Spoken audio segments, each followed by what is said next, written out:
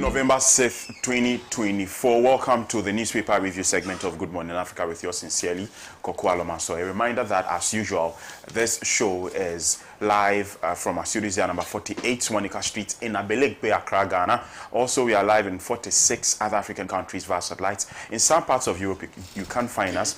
Also, in some parts of South America. On the internet, we are streaming live at facebook.com/Pan-African Television. Alternatively, if you can't watch from your TV sets, you can log on to facebook.com, and then join us over there. Also, youtube.com/Pan-African Television. We are streaming live. Make sure you do well to join us. Leave a comment, leave a message. The text line is 05599199802. 05599199802. Let me hear from you on the topics that we have tabled for this morning's conversation. Let me quickly run you through them. We are going back to Nigeria. Nigeria drops treason charges against children after outcry. Dumsor is back. Tell Ghanaians the truth. Mahama to government. Some lawyers sacrificing ethics for cheap political gains. This is coming from the Attorney General and Minister for Justice. And then finally, Chachuchi Kata criticizes Supreme Court ruling on vacant seats. Chachuchi Kata criticizes Supreme Court ruling on vacant seats. So these are the topics that we have found discussion worthy on the show this morning. Once again, I'll implore you to be a part of the conversation. Send in your text messages through 055-9919-802. You can also save the number. It's on WhatsApp. Leave us a WhatsApp message. I'll read in the course of the show. I've been joined by Dr. Robert Kuganablem, former Member of Parliament for the Binduri constituency in the Upper East region of Ghana. Good morning, sir. Good morning. I hope you're fine. It's been a while. Yes, indeed. How is luxury? How is luxury restaurant? How is Tamale? How is Binduri? How is everybody? Yeah, you should come and Interestingly, everybody at Pan African TV has been to luxury restaurant. I'm the only person who hasn't been there. I think somewhere last month or last 2 months they were even there. Yes. They came and we had some fun. So I'm the only try person come. who has never been to luxury. Let's have good fun. Yeah, I'll definitely come. Right, Doc. Good morning. Good morning, Bless. I hope you're fine. I have recovered very well. You know, the last time I came here, I was suffering from a very bad, I would say, cough and cold. But thankfully, I'm okay. You're better. Yes, I've been able to survive. No, I mean, it's not easy, Bless. The cost of medication in our pharmacies today is alarming. Bless. So I wonder sometimes those that work and earn 600, 500 cedis, how are they even going to, afford common allopathic treatment for cold or whatsoever? It's serious, Bless. And I must greet your cherished viewers this morning and honorable seated. And I must say that, Bless, the movement is growing. A couple of weeks to election, and Ghanaians have definitely shown that they are tired of the duopoly of the MPP and the NDC. Because what they do is that they compete against their bad records, right? They do not propound any solutions to solve the social and economic woes of this country. And the Ghanaian people want to see them out and bring on board a leader that can unite this country and heal this country that has been divided by the polarization of our partisan politics propagated by the MPP and the NDC. And so Ghana deserves better. Ghana has to rise again. The youth of Ghana want to see jobs, jobs, and nothing else. Right. Thank you. Right. Thank you very much.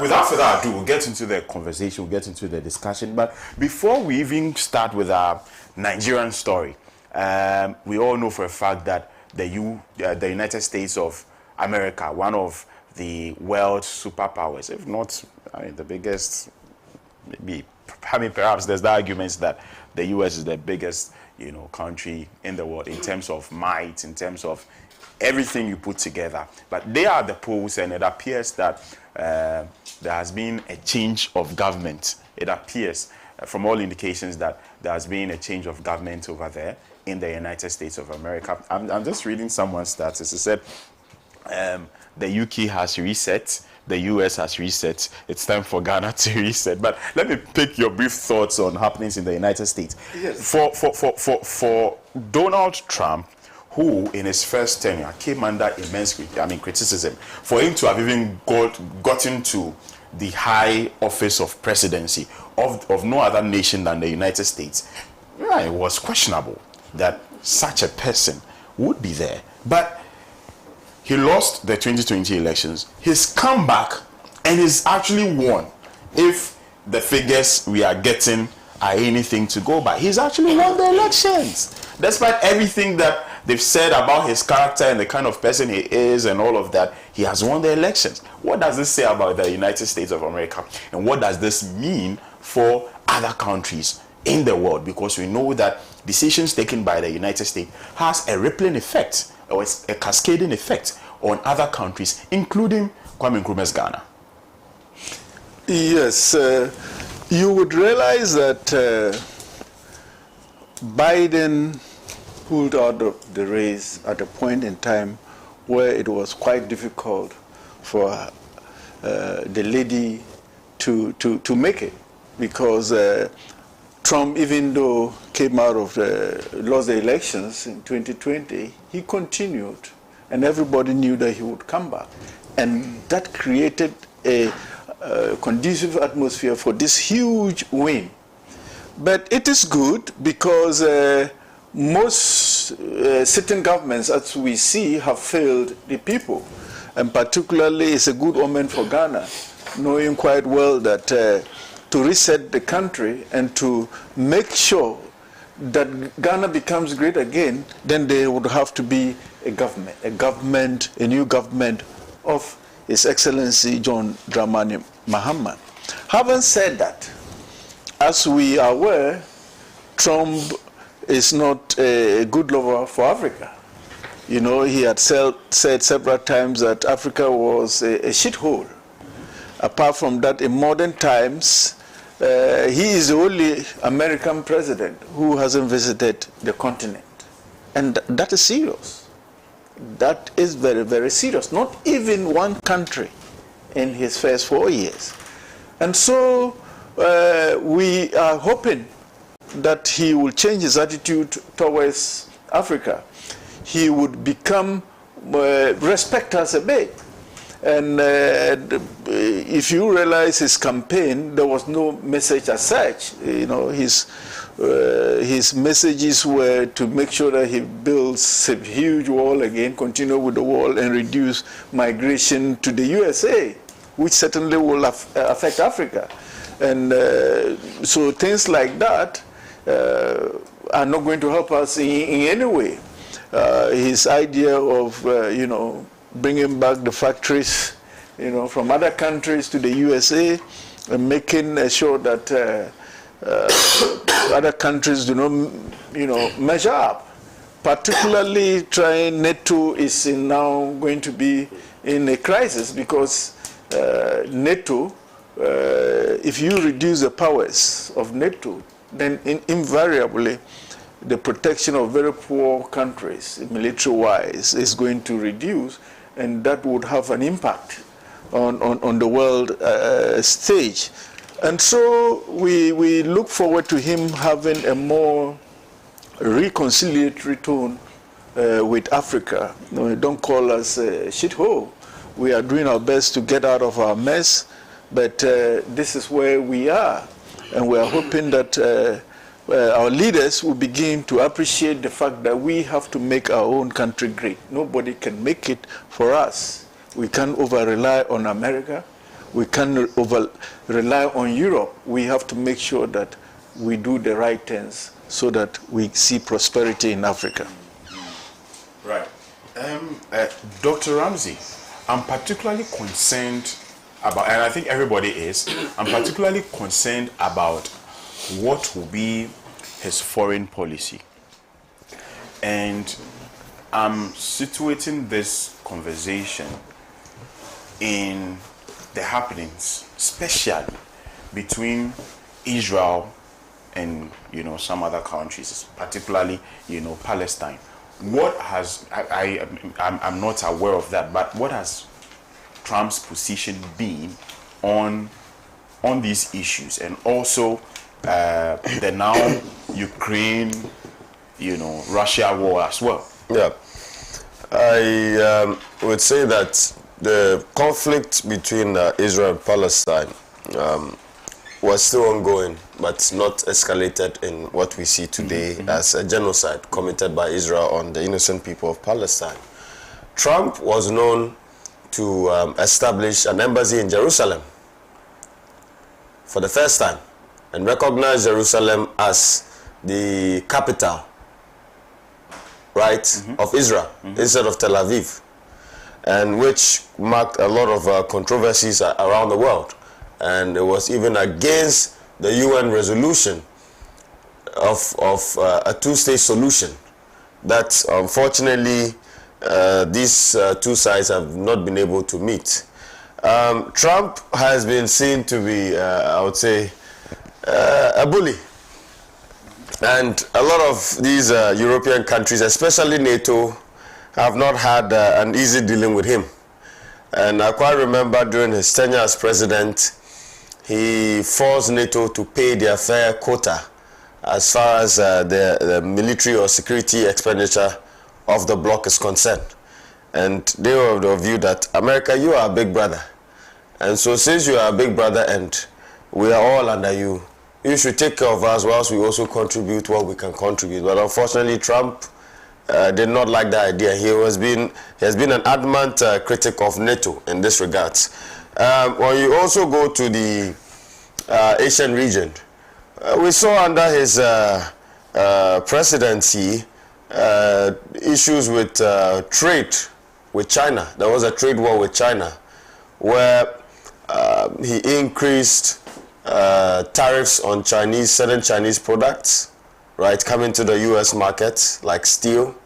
And also he banned certain Chinese companies from trading in the U.S. And we saw the issue with Huawei, where they were able to, they were the first company to develop a 5G device. And unfortunately, the U.S. was far behind China in that regard. And so there was that conflict, that Cold War kind of thing against them. But I know that Trump's policy is that America first.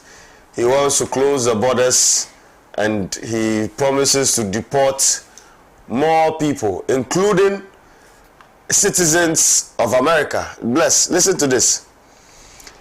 If you come to America illegally and you give birth to a child, right, he wants to deport the whole family, including legal American citizens who were born by illegal immigrants.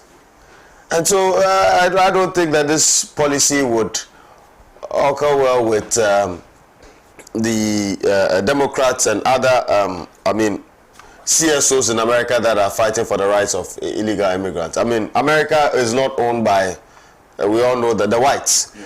America was discovered, in history, it's debatable.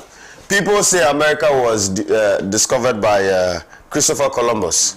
Others are saying that a Malian king was the one that first discovered America, right? But what Trump is seeking to achieve would not be, well with the rest of the world.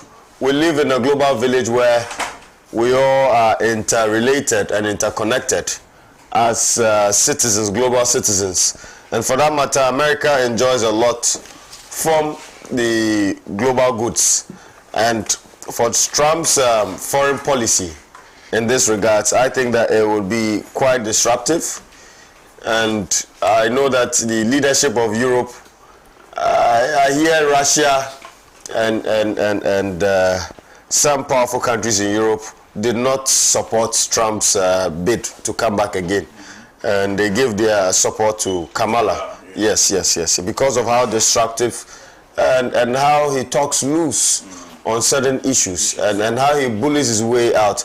But I hope that if he comes back, he should uphold to the principle of positive neutrality in dealing with other countries. Yes, he should treat us fairly. Africa has suffered from the agenda of the imperialists, and America is an imperialist. If you look at our quest to pass a bill that seeks to represent the core values of our people, unfortunately, the U.S. ambassador was seen chastising, criticizing, and threatening members of parliament that they are not going to grant them visa for supporting a bill that seeks to represent the core values and culture of our people, the anti-LGBTQ bill, right?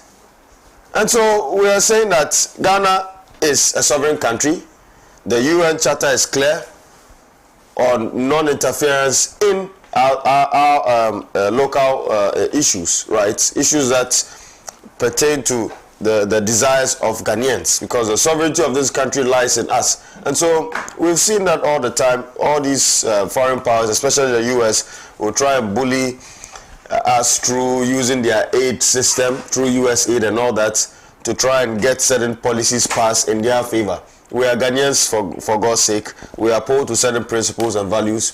We will not allow any powerful country to try and tell us or dictate to us what we want to do. And we are calling on President Akufo-Addo to assent on that bill. It's been long, right? The Supreme Court. A case was taken to the Supreme Court in the morning. They had a ruling in the afternoon. But unfortunately, this case that is so sensitive and that depicts the dreams and aspirations of Ghanaians, because it was passed unanimously in Parliament and is still lying there. Right. And the president is failing to assent on it. Right. So we are calling on Akufo-Addo and Bawumia to make sure that they do the needful and respect the will of the Ghanaian people. Thank you very much, Ramsey Inusa. It appears I have to also get a cap. So if you have a cap there. Today, my panelists are all... This one. I've never seen him with a cap. You know, as if they knew.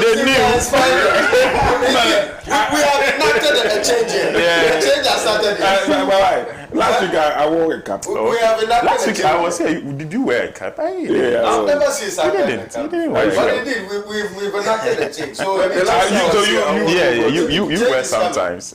You wear sometimes. But this one looks like Bold solution. but I don't know the MPP for red. No, demonstration. There is Why you know what? For blue. No. I don't know you for We red. are both. I don't know you for it. Our colors are Why, red. in fact, when it came in, I thought it was an NDC. I thought it was. No. We use both. We use both. You tag We use white. We use red.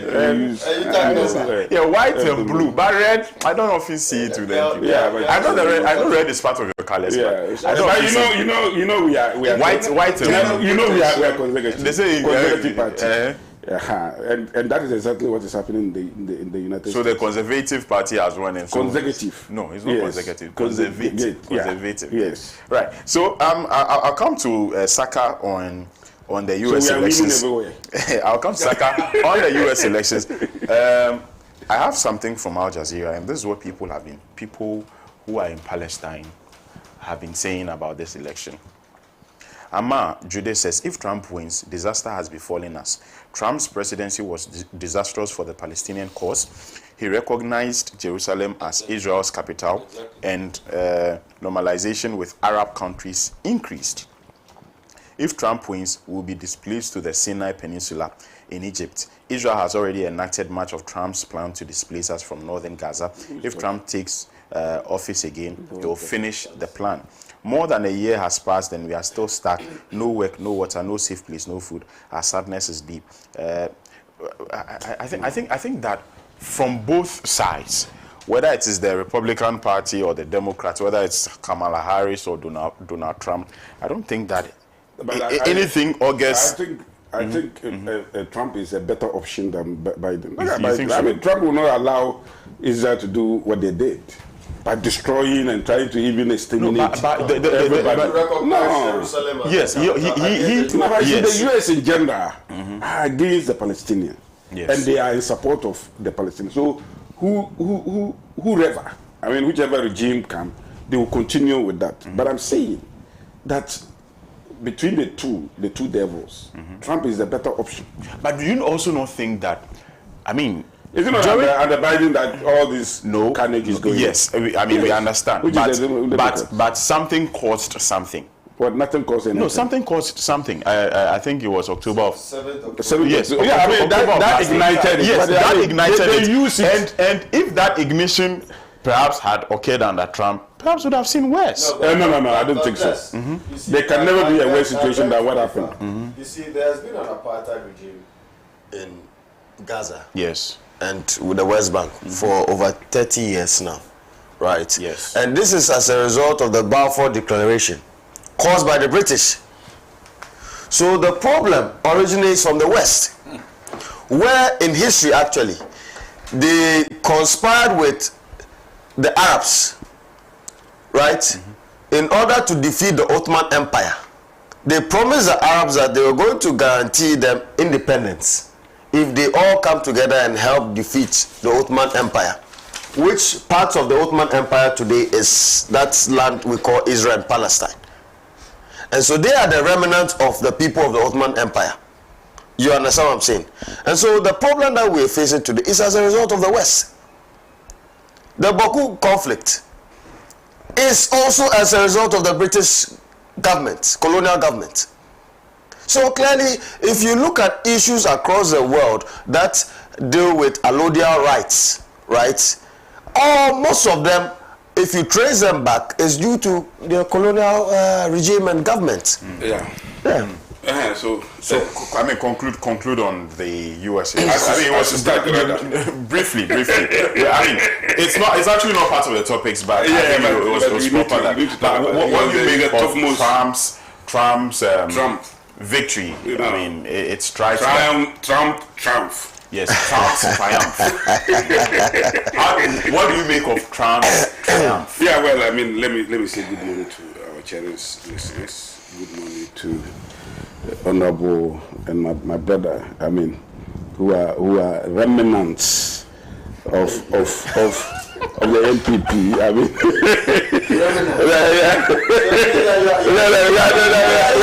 no, we are not destroyed. No, we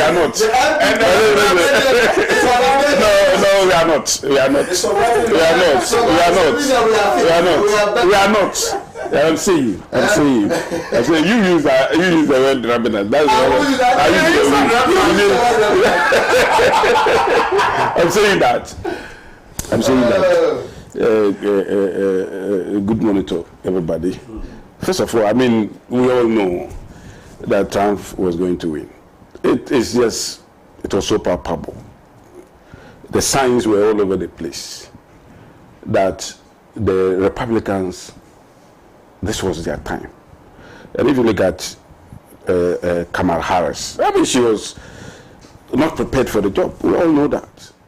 It was because Joe Biden was not up to the task when it comes to health-wise that Kamala Harris was asked to step in. And therefore, we all knew, I mean, she was going to do her best. But in all, I think that it has implication in Ghana. Unless maybe somebody wants to doubt it. The implication is that, you know, I mean, the Republicans, they also use the elephant as their symbol. Oh, they do? Yeah. The elephant is their symbol. And they are a very conservative political party. Conservative political party, you know. And we share ideologies with them. But sometimes, you know, we are always at the middle. Sometimes some of the ideologies can overlap. That's why sometimes we can befriend the Democrats and all that. Like I said, I share in a lot of Trump's ideals, and I abhor a lot of them too. Mm-hmm. Those I abhor his unrefined nature. He's not refined at all. He says it as it is, and sometimes to a fault. Yeah. And his speeches are not presidential, and all that. But I like him because, like we said, conservative ideas are imbibed in him. He abhors abortion, yes, homosexuality. And when you go to the US and other US, the way people think that homosexuality is everything, he looks in their face and say that to hell with you people. I mean, the people think that when you are against them, they will vote against you. He said to hell with them. And you see, he normally enters where he enters places where people would think that you cannot enter and still go out. He will insult everybody and still go in there. And then I can see that John Dramani Mahama is trying to emulate him by also becoming insulting almost invariably. But you are different from Donald Trump. The Trump ideals are different from your ideals. So you cannot use intemperate words and think that you win. In Ghana here, if Donald Trump stand election in Ghana, you will lose. Because Ghanaians don't like that kind of language. Ghanaians are peaceful people. They like people who are decorous in their language. And therefore, if you think that because Donald Trump was poised to win and was using all manner of incendiary, intemperate language, you can also use it. Here you win there, you lose here. So see, dynamics are normally different depending on the environment.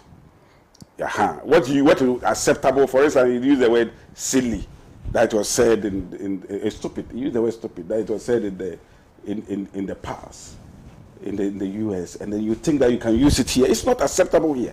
The same way you use the word baloney at a point. You remember in 2009. So it is about Trump. What I'm doing is about Trump, the U.S. election, and then the link to Ghana. You know, so for instance, the U.S., the usage of the word baloney might not be insulting. But if you come here, you want to copy everything. You want to copy 24 hours. I mean, some cities, by demand of the economic day, they are using it. Then you want to copy and force everybody, even when there is no demand. I mean, you see, these are some of the things that make countries fail.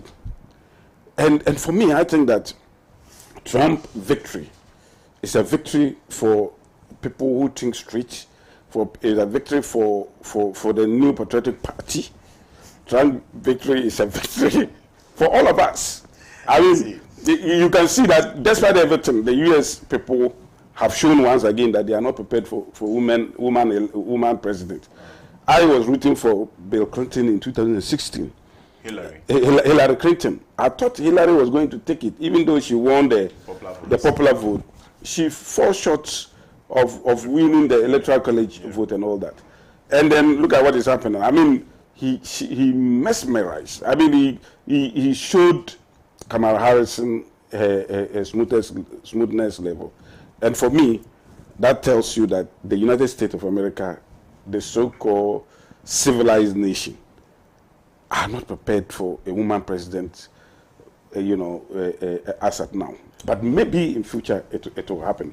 That is when they are able to get a charismatic a woman into the fold. They don't care whether a woman is a running mate or not. If a woman can do the job, I'm sure they will do it. They will give Right. it. Thank you very much, Saka Salia. Thank you.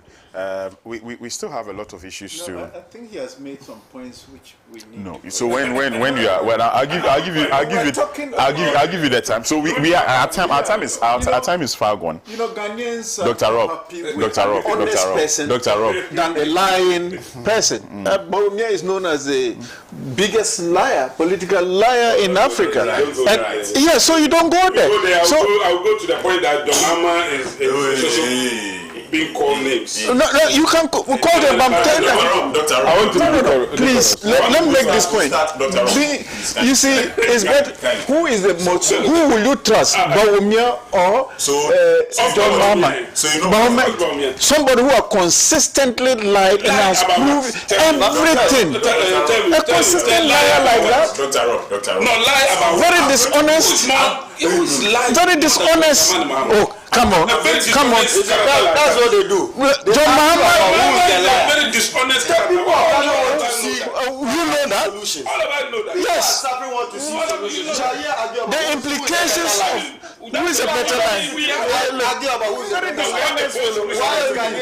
What do you mean? That is what Bold the solution. That is what Come on. you sit here, you argue among yourselves. Who is a better liar? Both way. Who will destroy Ghana more? That is That is it. That is the question. Look at the put Look at this. Look at this. Very dishonest.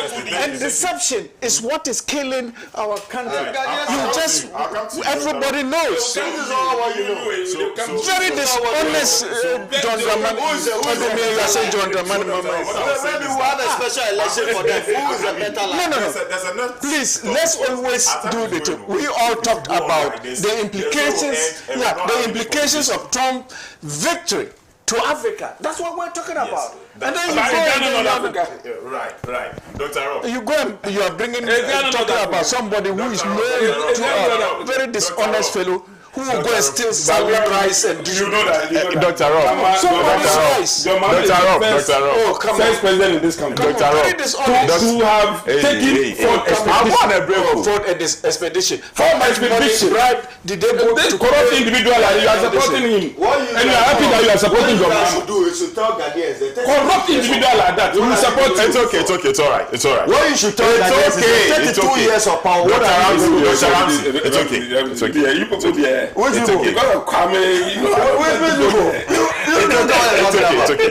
16 So years of power. the next topic for conversation. Nigeria drops treason charges against children after outcry. I'm going to give each one of you time. If you decide, no, we are coming to Africa. No, we do not discuss the United States. Just that it is important. No, if you won't discuss it, fine. Dr. Rob will have your time. If you won't discuss it, Dr. Rob will have your time and use it to bash you. It's fine. So this is an interesting story, a very interesting one for that matter. I think about 2-3 months ago, there was some hunger protest in Nigeria. Some young ones, juveniles, I would say, were involved. The government made a lot of arrests. After that, I think over 700 people were arrested, and several of them were teenagers, were juveniles, you know. But they were in prison. They were put behind bars for over 2 months. They weren't fed as they should be. They appeared before court to the very extent that I think about 2-3 days ago, there were rumors that these people, these young ones, could be sentenced to death for treason, felony, and then mutiny. All of these charges, were being leveled against them. We are hearing that all these charges have been dropped, and I think this is a step in the right direction.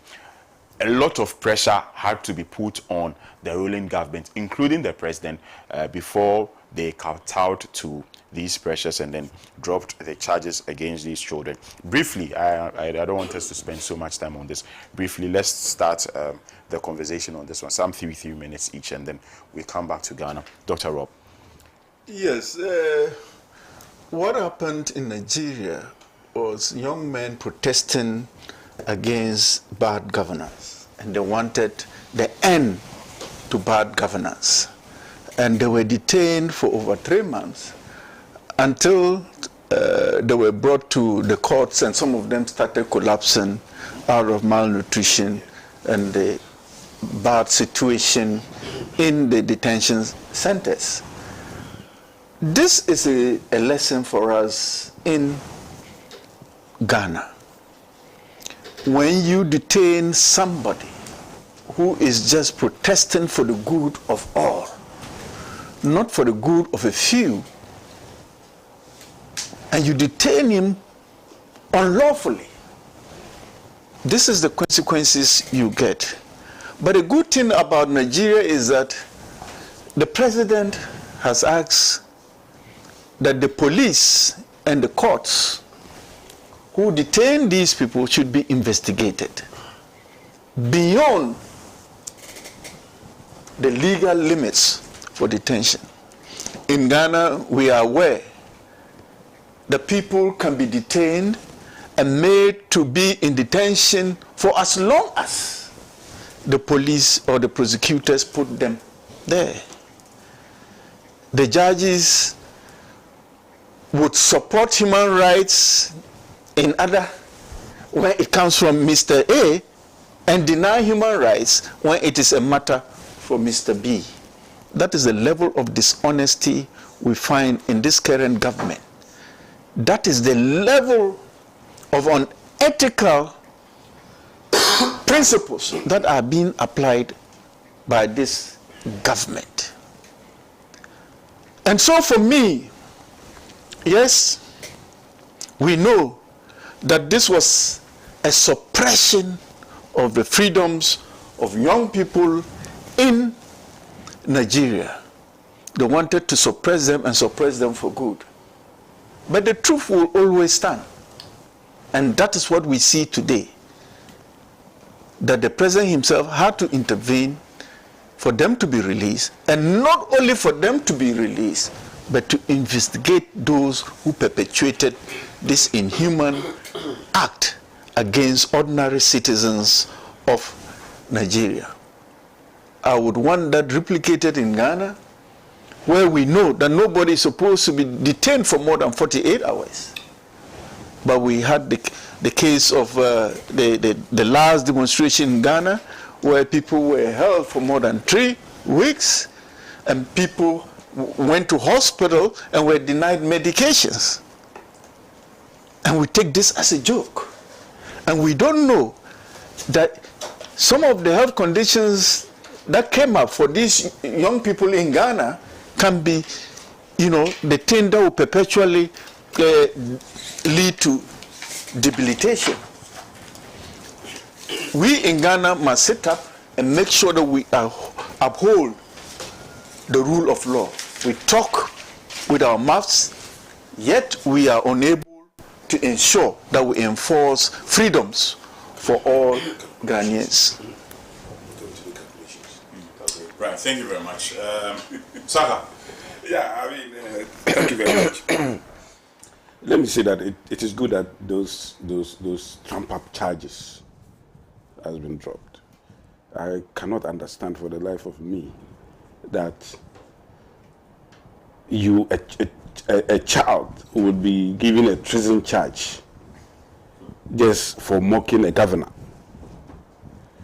I understand the children in Kanu were mocking the governor, and then through TikTok, and then they were arrested and charged with treason. And it's so strange. It's so strange. And for me, it's not comparable to anywhere in Africa. That kind of behavior, it's not comparable. I mean, in Ghana here, we've seen, students who are even sometimes more than even 18 years, who put TikTok on its face and insult the president. I remember some students in Upper East, some ladies who insulted the president in lead up to 2020 election, but the president forgave them. I remember others, in so many other ways, insulted, government officials, some people all over the place. We have seen them. People no longer fear to even insult the president. And nobody has ever even gone to even arrest them or say anything, unless maybe it has gone, from insult to libel or to defamation. And therefore, if Nigeria want to emulate the democratic nature and then and expand, the frontiers of free expression, they need to learn how to be tolerant. In Ghana here, one of the traits or the basic characteristics of being a politician is to be somebody who is tolerant.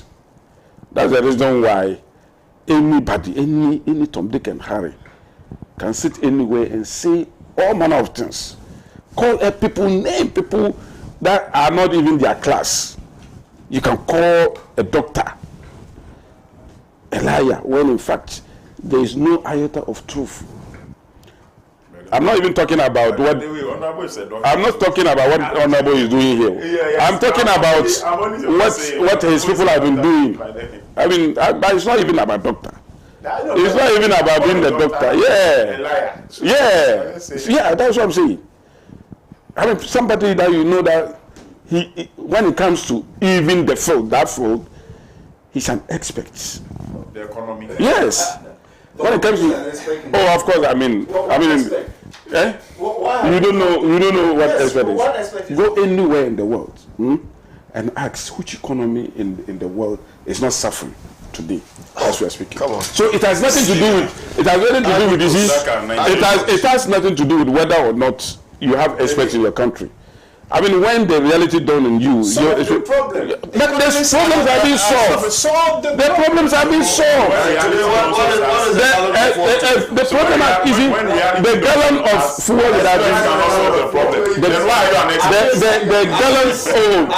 Oh, can you stop the rude intervention and let us move forward? Today, I'm talking about rude intervention.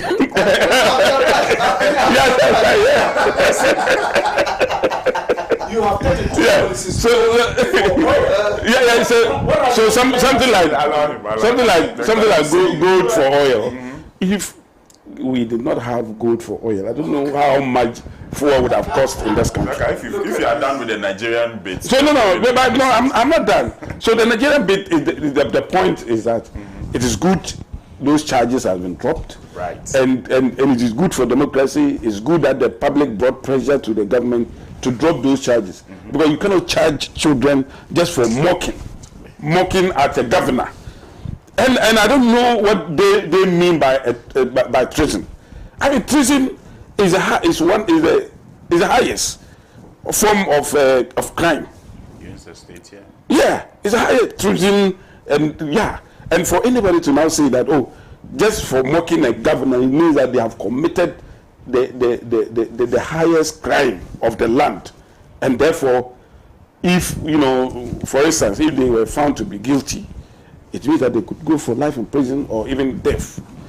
I mean, it's laughable, and it is good that they have withdrawn it, and not just withdrawing it, they should apologize to the people of Nigeria and Africa in general, because that what they did, I mean, is unthinkable. Right. Dr. Rob, Nigeria. Dr. Rob. No. Hey. Dr. Ramsey. Anyway, that's fine. Dr. Ramsey.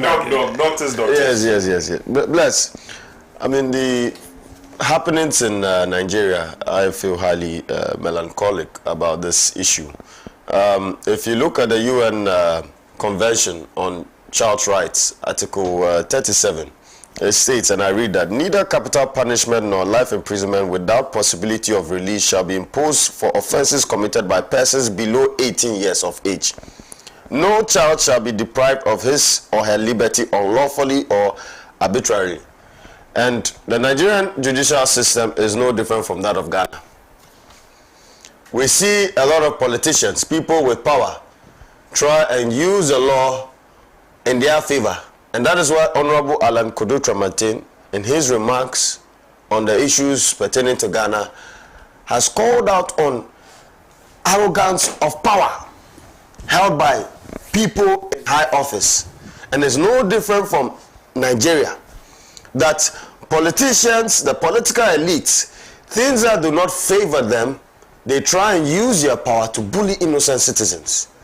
I mean, why would you arrest teenagers and put them in prison custody with adults, which is against the UN Convention of Child Rights? Yet still, they haven't investigated who arrested these people. They have not brought them to books, and they are all roaming scot-free. It is not different to what is happening in Ghana. We are arresting children. I'm talking about the failure of the judiciary. Or has the judiciary failed? That today, I mean, we are talking about the rule of law. When you're talking about the judiciary, you're talking about the rule of law. And let me give you some statistics. No, but we'll come there, so you don't. No. Let me give you some statistics. You asked. Let me give you some statistics, and that is why you see we are calling on constitutional reform in Ghana. If you look at the rule of law score in Ghana, is at a 6-year low. Right? In 2015, the rule of law score was 0.6. By who? Who scored it? The World Justice Project. The World Justice Project. You can check it. And the rule of law. When did they? This is this year. Which you did? This year, 2024. This year. Date. You can check it. It's 2024. We're talking about the rule of law score. Ghana is not doing better, and it's as a result of what? Interference in our judicial system. And that is why we are calling for constitutional reform. That is why Honorable Alan Kojo Tramantin, in his own wisdom, knowing that Any society that does not uphold to justice is a society that is nearing its doom. Bless. Any society that fails to uphold to the rule of law and justice to its people is nearing its doom. And that's why Honorable Alan Kojo Tramanten is calling on Ghanaians to support his agenda for an absolute constitutional reform by how we even appoint justices of the Supreme Court and other heads of independent constitutional bodies, which is to do with what? A bicameral parliamentary system. Bringing in a second chamber. None of these political parties have professed any solutions. They come and then they chastise each other. It doesn't matter whether it's J. Kufuor. I mean, this idea, and then you went and took show me Bamia's idea. Show me one idea of Bamia to solve. Please conclude on this. No, I mean, that is what they know. That is what they know. What you know is to chastise people. Oh no, leave him. That is what they know. You sit here and you don't bring out solutions. That is all you know. You debate about who is more corrupt. Who is more corrupt? Who has caused more doomsday? Who has built more potholes? That is what you come and argue about here. The people of Ghana want to see solutions. So please allow me to tell them the solutions. Allow us to tell them the solutions. If you have no solutions, let me speak and so bless. Today, 65% of Ghanaians do not trust our judiciary. It is alarming. It is alarming, even going into this election, and we know all the issues. We know why. Because when you have politicians, when you give power to politicians to appoint people in the Supreme Court and justices of our court, this would of course occur. That 65% of them do not respect or regard or trust our judiciary system. And that is why, of course, it's no different from Nigeria. And that is why Honorable Alan Kojo Tramanten is proposing a second chamber. This second chamber will be made up of our traditional rulers, faith-based organizations, trade unions, CSOs, right, industry captains, and will not have any political.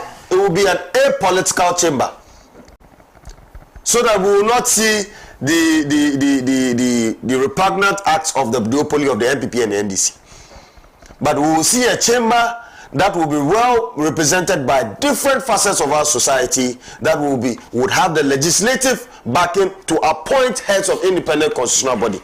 You understand? Today, people are being appointed based on political affiliation. If you do not have an MPP card or NDC card, or if you're not MPP or NDC, you're not Ghanaian. Today we have a lot of people in different walks of life that are knowledgeable, that have the erudition to be able to support the development of Ghana. But you are not a party person, so you will not be given the opportunity. Is this how we want to continue with the development of our country? Right. No, bless. These are serious issues, right. And it's been 32 years. We always hear argument.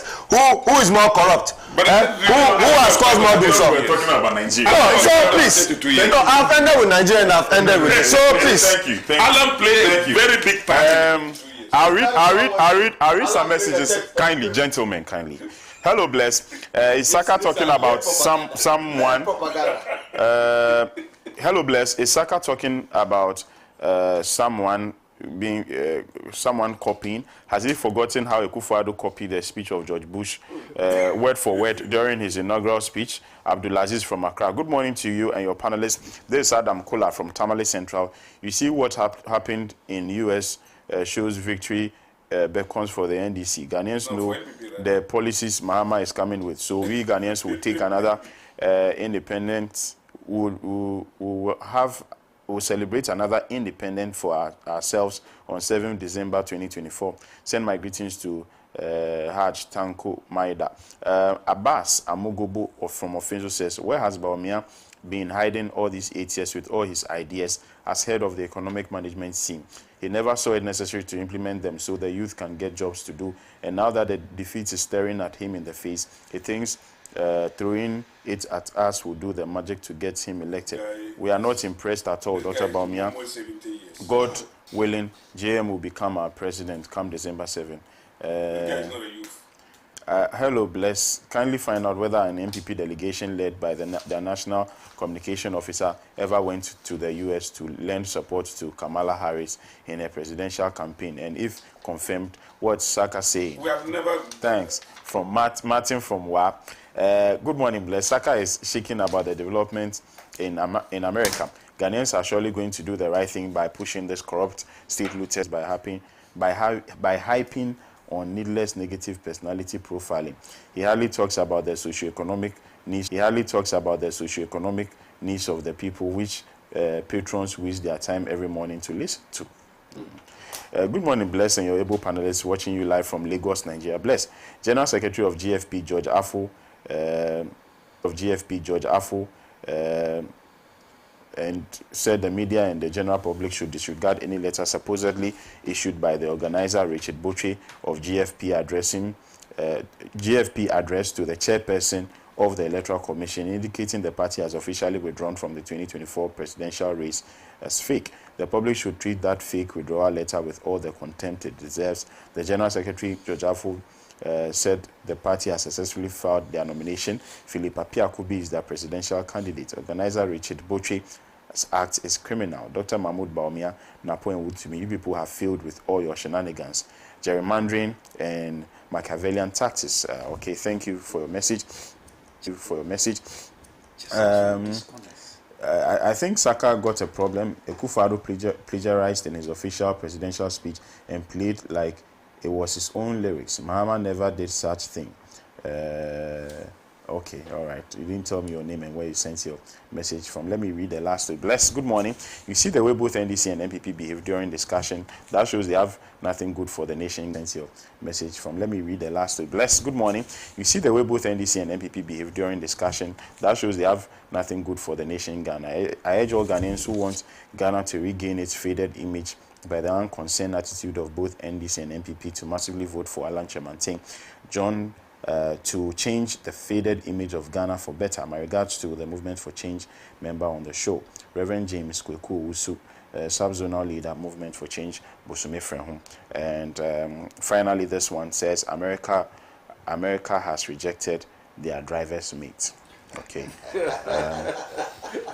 All right. That's a good one, right? All right. Thank you so much. We'll proceed to the next topic for conversation, but a reminder that this show is live on Facebook, so if you are not watching on TV, you can just go on your phone, facebook.com/Pan-African TV. We are there. Make sure you join. And also on YouTube, the text line, as you can see on your screen, 05599198802, 05599198802. Good morning to Mr. Stephen Peng. I know he's doing the watching. Shortly, you'll be sending a message directed at at his son, Saka Salia. By the way, let's move away from conversations somebody said me, America has voted the elephants into power. Okay. And they've also rejected their driver's mate. But they voted the elephant. But they've rejected the true or false? Is it America has voted the elephant into power? Saka is so distracting. You must control him. Let's move on to our next topic for conversation. Dumso. The flag bearer of the National Democratic Congress feels or believes that he believes he believes that power rationing is back, and I've experienced it over the last few weeks. I've been experiencing, power rationing. I'll just be there and then the lights will go off, come the next morning. I have ECG's number. I'll call them. They'll just give me some flippant excuse. I know that, the real issues are there, but they'll just give you some flippant excuse. And when you ask them when they'll restore the lights, they are unable to tell you. But I think we all here have, in the past few days, felt the sting of Dumso. Power outages for that matter. Did you say past few days? Past few weeks, actually. Past few months. we've been feeling it. Now, the former president thinks that this government knows that there's a power, wants to just, shelve the situation and then leave it for the next government. And he believes that his party, the NDC, is going to win the next election, and they may bear the brunt or they may carry the weight this weight that this government is going to be leaving behind. I'm starting with you, Dr. Ramsey. What is the cause of our current power crisis? Has it got anything to do with government's inactions as far as the payment of debts is concerned? Yes, bless. There are various factors that contribute. Yes, cumulated to that. Number one is to do with the archaic distribution infrastructure that we have, electricity distribution lines that we have, right? We have a poor distribution infrastructure. Secondly, is to do with the corrupt practices of some politicians from both parties, the MPP and the NDC, in dealing with IPPs.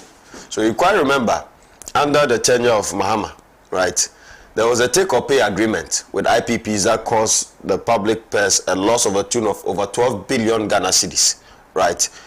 Thirdly, it's to do with, bless, the kind of energy solution that we use. Today, Ghana's electricity, about 57% of our electricity is produced by our thermal plants, right? And we are saying that it's not sustainable because the cost of fuel keeps on rising with the current depreciation of our cedi. We purchase these fuel products, diesel especially, to power our generators, right? And then we purchase gas from Nigeria. Apart from the Atuabo gas project that was brought by the NDC, we also purchase gas to supply most of our thermal generation plants. And so all these fuel solutions or fuel we use dollar to purchase these fuels, right? Now, Honorable Alan Kojo Tramantin has realized that we cannot continue in this way. We need sustainable fuel or energy substitution, right? And that is why the Movement for Change is proposing that we bring in nuclear power and hydrogen power. Amidst that, we would have a review of Ghana's energy infrastructure, right? And those that need to be revamped, we would revamp them in terms of their distribution lines, because a lot of power is lost due to distribution and transmission, right? And this is as a result of I would say old infrastructure that we have, right, that are not in good shape. Honorable Alan Kojo Tramantin also wants to introduce liquefied natural gas, LNG. For the first time in this country, we want to ensure that we have a production infrastructure here in Ghana that will be used to power our thermal plants. And LNG power form of fuel. If you look at countries like China, right, a lot of trucks used for logistics run on LNG. And if you use LNG in trucks, right, and power electricity, you save up costs up to 50%, right? And then, bless, you know, he has been able to give every region in Ghana some policy in terms of its development. And we are saying that the western region of Ghana would become the West African region for the new oil and gas processing hub. So the global petrochemical market is worth $623 billion, right? If we are able to add more value to our crude oil through these petrochemical hubs, right, we will be able to create employment opportunities. We'll be able to produce these plastics, fertilizers, right, that can be able to support most of the agroeconomies of our neighboring countries and even the whole of West Africa, right? And bless, I must say that the procurement aspects in the supply chain of our energy sector has been coupled with a lot of corrupt practices by politicians, right? So if you go and investigate and look into most of these oil that is being used by these IPPs, most of them are supplied by politicians, and they sell it at exorbitant prices that today in Ghana, and it's clear, we want to industrialize, but the cost of fuel is an issue. The cost of energy is an issue.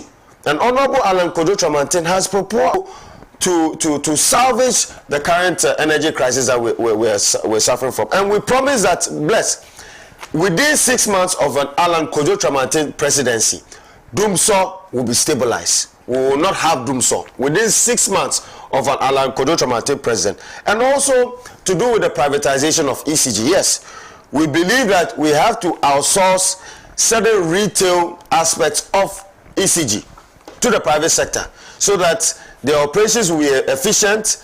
Government would also save on a lot of resources. And the introduction of AI and blockchain technology in the management of our energy marketing companies like ECG would help mitigate the issue of corruption. So Alan Kojo Tramantin really means business. He has the vision. What these two dominant parties have done is that over the years they have failed us. They will come and argue who has added more megawatt, who has caused more Dumsor. That is what they know. But as to whether the practical solution to be able to alleviate this suffering of the people of Ghana, they don't have it.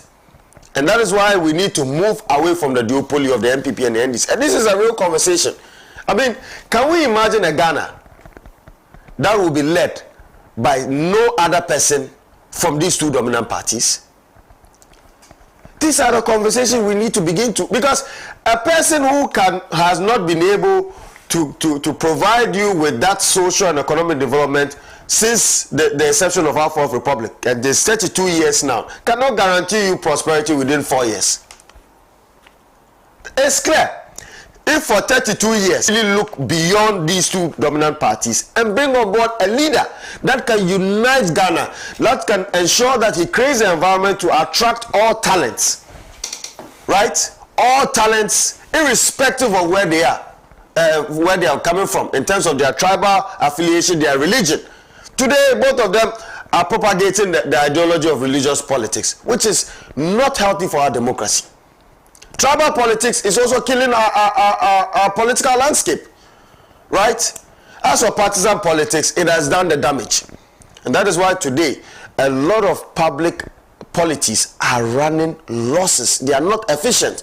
Which public administration is running efficiently in Ghana? And this is as a result of the polarization of our country. Appraisal systems in our public administration are tied to political affiliation. We cannot continue to lead this country towards this path of destruction. And we need to reorient Ghana and bring on board a leader that can be able to salvage the economic situation. None other but Honorable Alan Kojo Tramantin. Mahmoud Bawumia has been vice president and in fact the chair of the economic management team. Right? Today, what is the current state of our economy? I hear KOKO is now sold at 7 cedis. KOKO, bless. Those days we used to go to school. If we take KOKO, we will not even have lunch. Today, you go and buy KOKO 3 cedis. You even have to double it. It will not reach you. You will not be satisfied. The cost of transportation today is serious. Bless. Look at our road infrastructure in this country. Yes, still, we have a lot of people that go to school, learn engineering, and they don't have jobs to do. But there's a lot of job opportunity because we have a lot of infrastructure deficits. But with the right leadership and the right policies and the right framework, we will be able to solve our problems once and for all. And none of these parties, I am telling you, the people of Ghana, can be able to deliver on that. It is the same old trick. It is the same old trick. When it's time for election, they go and put bulldozers, bless, and graders, and they claim they are making roads. Is it that during or going into election, that is where Ghanaian needs, our people need roads? Is it the case? And any MP who is propagating that agenda, the people have to vote against these kind of leaders. For developing. Is it election time that you go and and even the roads that they build is of low quality. But getting to the election, that is where you know that the people of Ghana need road. Great. Thank you so much. So bless. What I'm saying is that we have the solutions. Right. We have a leader, and that is why the Afro Barometer report has stated clearly that one of the indicators, right, that will determine who will lead this country is the honesty of the candidate. That is what Ghanaians are looking out for. Now, when we're talking about honesty, right? If you compare President Mahama and Vice President Baumia and Alan Kojo Tramante, who is more honest here? Right. Who has been tagged with any corrupt activity or scandal? Thank you, Dr. Ramsey. Who has been tagged with any corrupt activity or scandal? Thank you, Dr. Ramsey, for your input. Let me now come to under your government now, especially when it was one of the things at the back of which you campaigned to win the 2016 general election.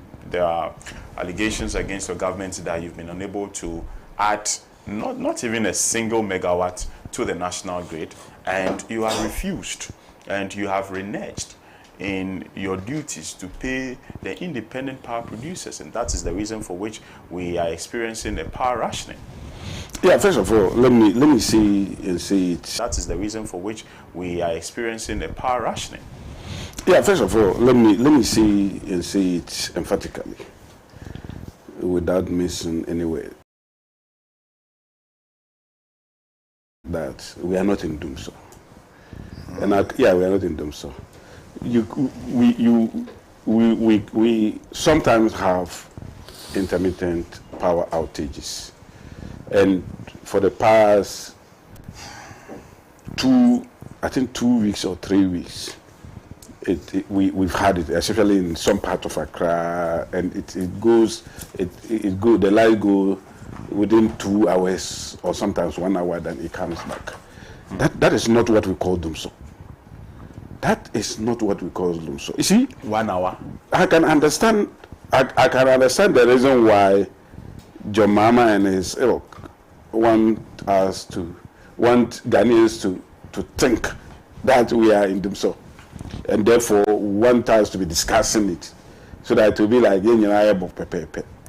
when it comes to this doomsday as the word itself connotes, John Mahama has taken us through doomsday for 4 good years. No president in history has ever sat down and allowed the nation to go into darkness for that long a period. I remember Raleigh's time, about 3 months, doomsday, Kufuor time, 7 months, doomsday. John Mahama, under Mills, because Kufuor had solved whatever problem that we called doomsday before he left. So under Professor Mills, we never experienced doomsday. And Kufuor did this thing, anytime I talk about the legacy of the MPP by both J. Kufuor and Nana Akufo-Addo, it is unmatched when it comes to the power sector. And talk about John Mahama or the car power. Look, under Kufuor, let me start with Kufuor. Under J. Kufuor, we are now talking about independent power producers. The idea of even bringing independent power producers is from J. Kufuor. That was when we decided to separate Agrico, VRA, and ECG to let everybody focus on either the transmission or the production or the distribution sector, so that we can have differences in functions. And the J. Kufuor, you remember the West Africa gas pipeline that during John Mahama time. During John Mahama time, we had our installed capacity that can take care of our peak demand. That time we had over 2,000 megawatts of electricity left by J. Kufuor and then Professor Mills. He came because in the electricity mix, in the energy mix, we had then moved from thermal, from hydro to thermal, because hydro is not reliable, because you have to rely on electricity, rainfall and all that. So J. Kufuor brought some plants like the strategic reserve plant, the mine plant, and even the hydro. He brought the Bui and all that. Even the Akoshombo that we have, we had to retrofit it in order for us to get the desired megawatts that it can. All these things happen under the for the Tico 3 and all that. So many power plants. The West Africa gas pipeline, because we needed to have gas. Because at that time we had not discovered, we had not had the production of oil. You know, we discovered oil in 2007, and we were not producing the oil. So these people had the opportunity to come, even though they did not even, help in us discovering the oil. They came in and they started getting the windfall of oil. At that time, the KOKO had to pay things. I'm telling you the achievement of the NPP when it comes to this power sector, what we left with the NDC. This power sector, what we left with the NDC. You remember Osuna Asogale? Recently, Osuna Asogale is saying that we are not paying the plants that we have today. The plants that we have today. All this thing was the effort of the NPP government. You remember the solar in Navrongo? That gave us 1% of electricity. A lot was done. When the NDC say, oh, tell us what megawatts have you added and all those things, they don't know what they are talking about. So, after we left, and then the energy mix had moved from hydro to thermal, they plummeted this nation, the economy, to the extent that they could not get money. That's exactly what took us to do so. It is not because we didn't have the installed capacity in order for us to get electricity. And today they will be telling us, oh, the West African gas pipe, we couldn't get gas. Oh, there has been activities of some pirates and all manner of excuses. And today they are calling that person an honest person. Very dishonest individuals under the NDC government. Today, as we are speaking, when we came, what did they do? Look, when we talk, people don't understand.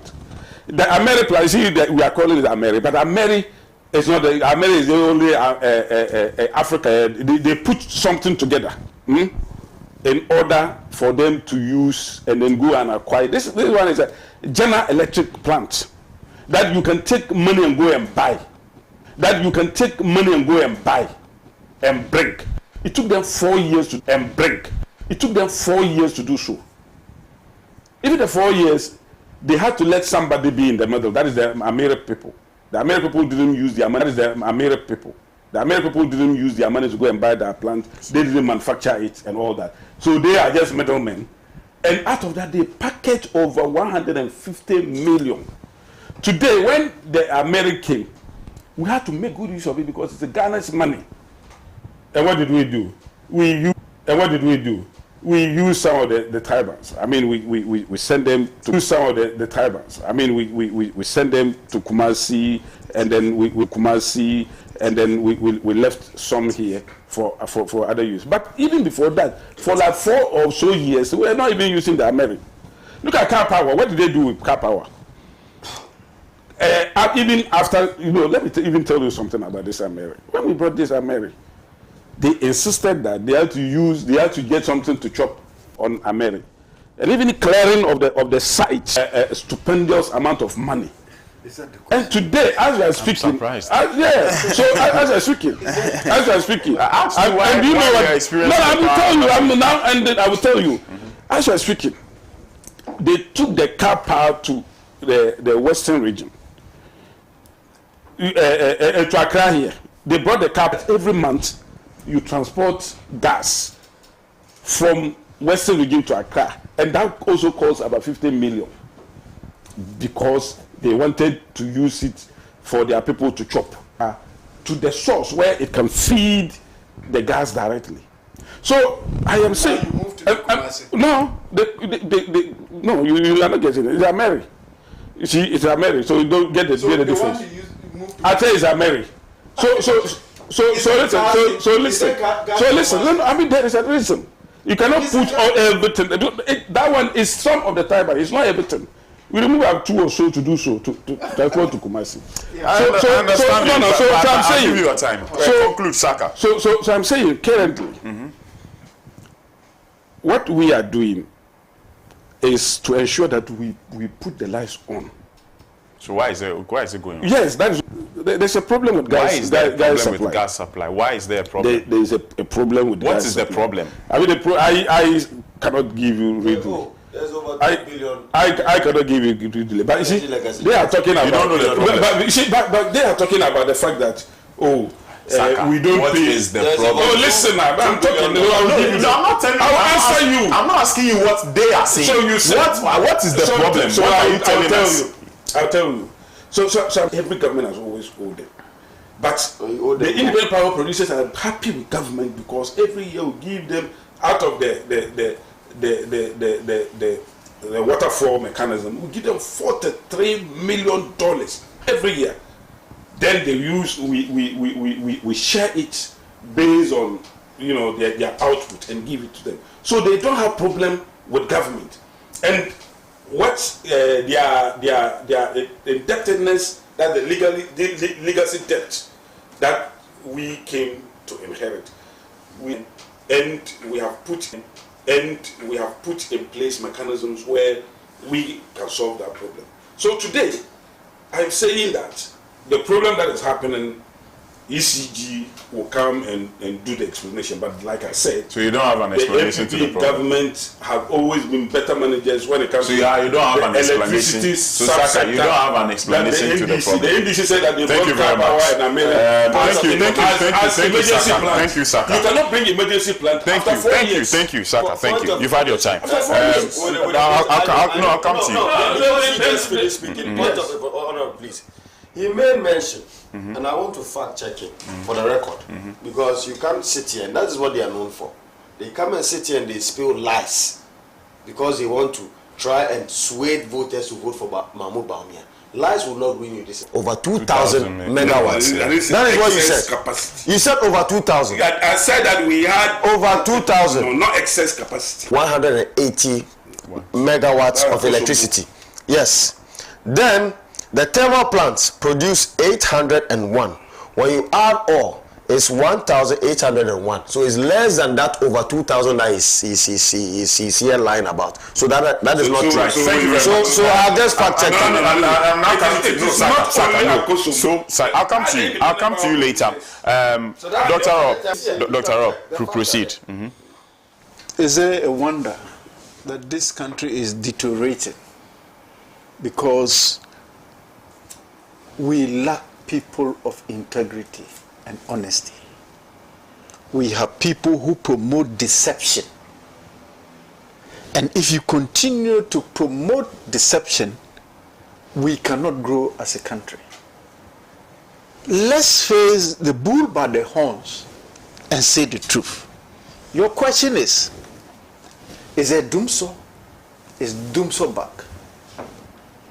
If you want to extend it, did John Mahama solve the issue of Dumso by the time he was leaving office?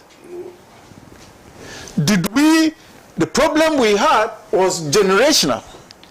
Was the generational issues resolved by John Mahama? The problem we had was that less than 50% of Ghana had electricity. It was up to 83% or thereabout. Not have electricity, almost 30% was what he added to the population. I mean, what else do you want a government of responsibility to do than to extend this? By the time John Mahama was the legacy debt was about 12 million or so cedis. Currently, we have $2 billion. $2 billion of debt. How can you compare the two? The dollar has increased. You must only be dishonest. You must only propagate deception and thinking that all Ghanaians do not think. That is what you are doing. We must be honest and say, look, we have failed here. And Dumso is clear. It's there. We had a generation. I enjoyed the credo. Generational capacity reduced about 300 megawatts somewhere in May, about 300 thereabout in May. Now Asogli, that was produced about 500, came in and stopped producing. So there is about 800 megawatts of power that we are not generating.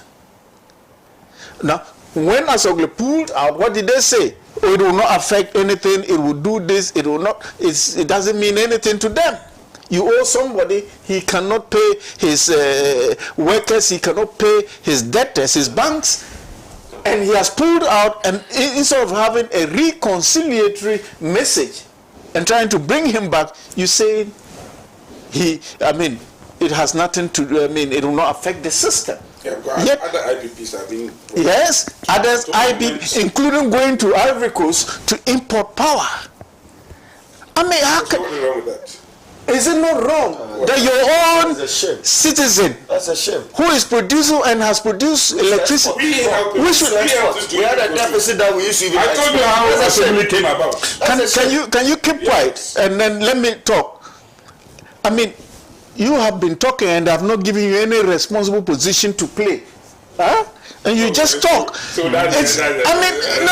You must have been responsible, isn't it? You must have been useful to the system. And you are not useful to the system because what are you doing? Just talking? We are not interested in people who talk would have been of substance to improve the system. You have not been of substance. You were a minister when you were in power. Eh? Yes. Yes. You were the finance minister. Oh my goodness. That is not my capacity. I'm not looking for that. But I'm just saying that, you have to moderate.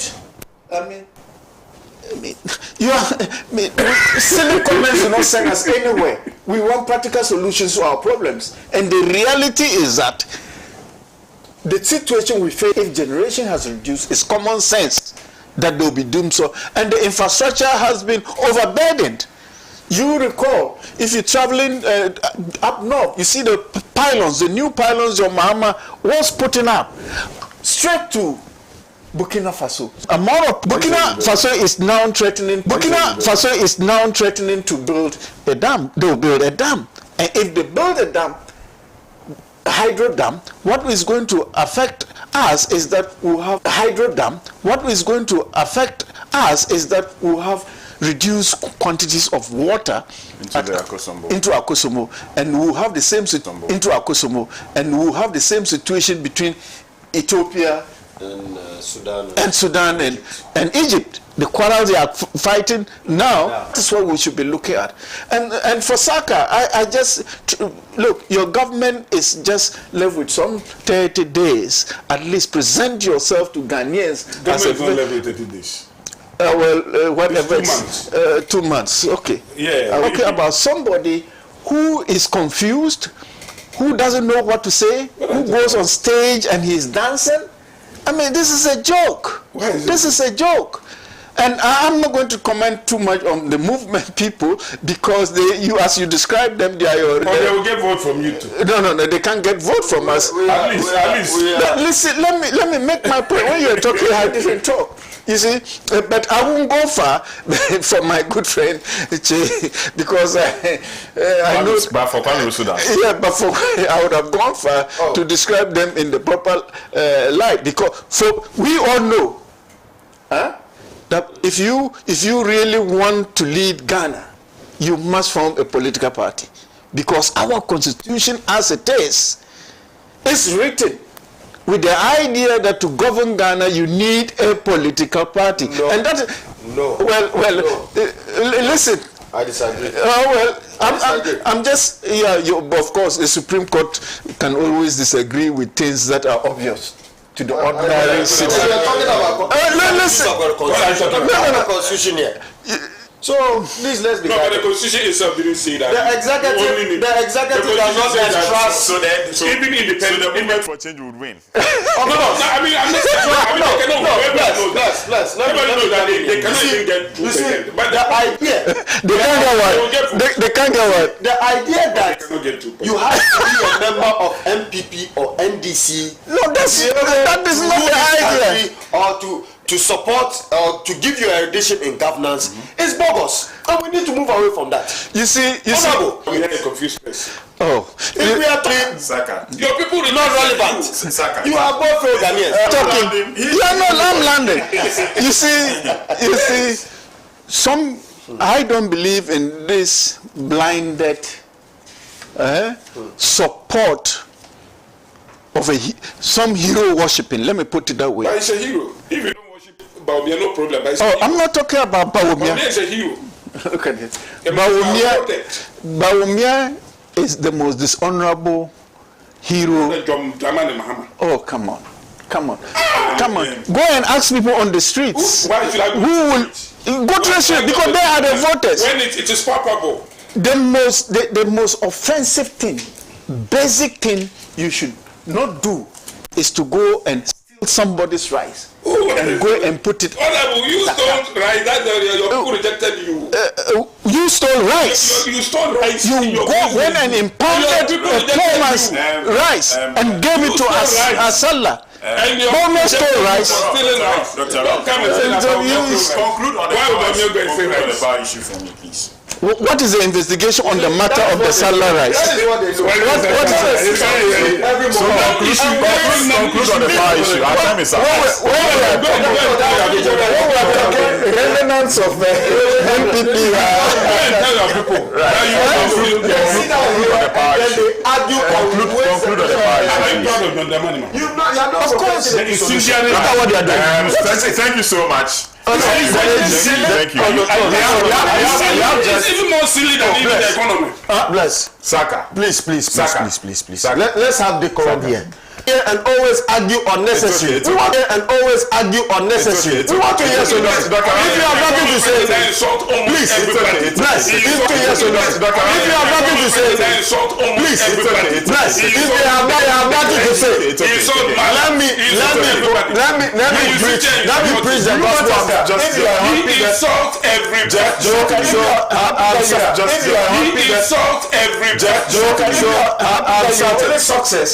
Success is for MPP. It doesn't matter. I am saying that. No, I'm saying that. Right, it's okay. Right, it's okay. It's okay. Gentlemen. The solution that I'm going to profess the solution. Wait. The Attorney General. 2 minutes, and I'm timing you. 2 minutes. You are done. The Attorney General. Yes, bless. And I must apologize to the people of Ghana. I mean, they've had this for 32 years now. All noise, all talk, no action. That is why today the country is in where it is today. It's in shambles. Our country has been ditched into abyss. Anyways, in bless. 96, the honorable. No. I'll give you time. Excuse me. This excuse me. 1 minute 30 seconds more.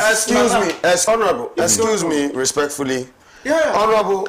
Excuse me respectfully. 1 minute 30 seconds more. No, there's no one. If the time is up, I'll stop you. Please proceed. No. Doc. Because Saka is happy.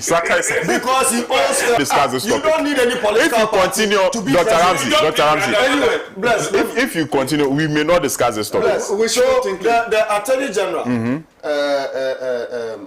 recent statement, public statement. I think that I'm surprised that it's coming from such a person. This is a person that we saw has been, I would say, the worst Attorney General ever in the history of Ghana. And that is why Honorable Alan Kojo Tramantin is proposing constitutional amendment. Because if you read Article 88 of the 1992 Constitution, right, it says that the Attorney General would act according to the Constitution and also based on the directives given by the President at forcing. That is why today Ghana has failed to live up to its contractual obligation with Trafigura. That today there is a huge judgment debt of over $134 million on us. Right. And that is why today our Regina House in the UK has been seized. Right. Sisi Nadapa, he failed to prosecute Sisi Nadapa. Right. When Professor Frimpong Boateng released a report on Galamsey that today 60% of our water bodies have been degraded, right? He said that there is no basis for prosecuting them because there's no evidence. Thank you very much. And so this thank you. Dr. Ramsey. Thank you. Right. Dr. Rob. Yeah, I mean, my good friend has said it all. No, but this is when he becomes a good friend. Right. I'll talk to you in 30 seconds. No. No. Proceed. What is good for the geese is good for the gander. You claim Honorable Alan Kudo-Chamatechi election to elect the flag bearer of the MPP. Listen, he contested the Super Delegates Congress, where if you have more than 10 members, you don't need if you have more than 10 members,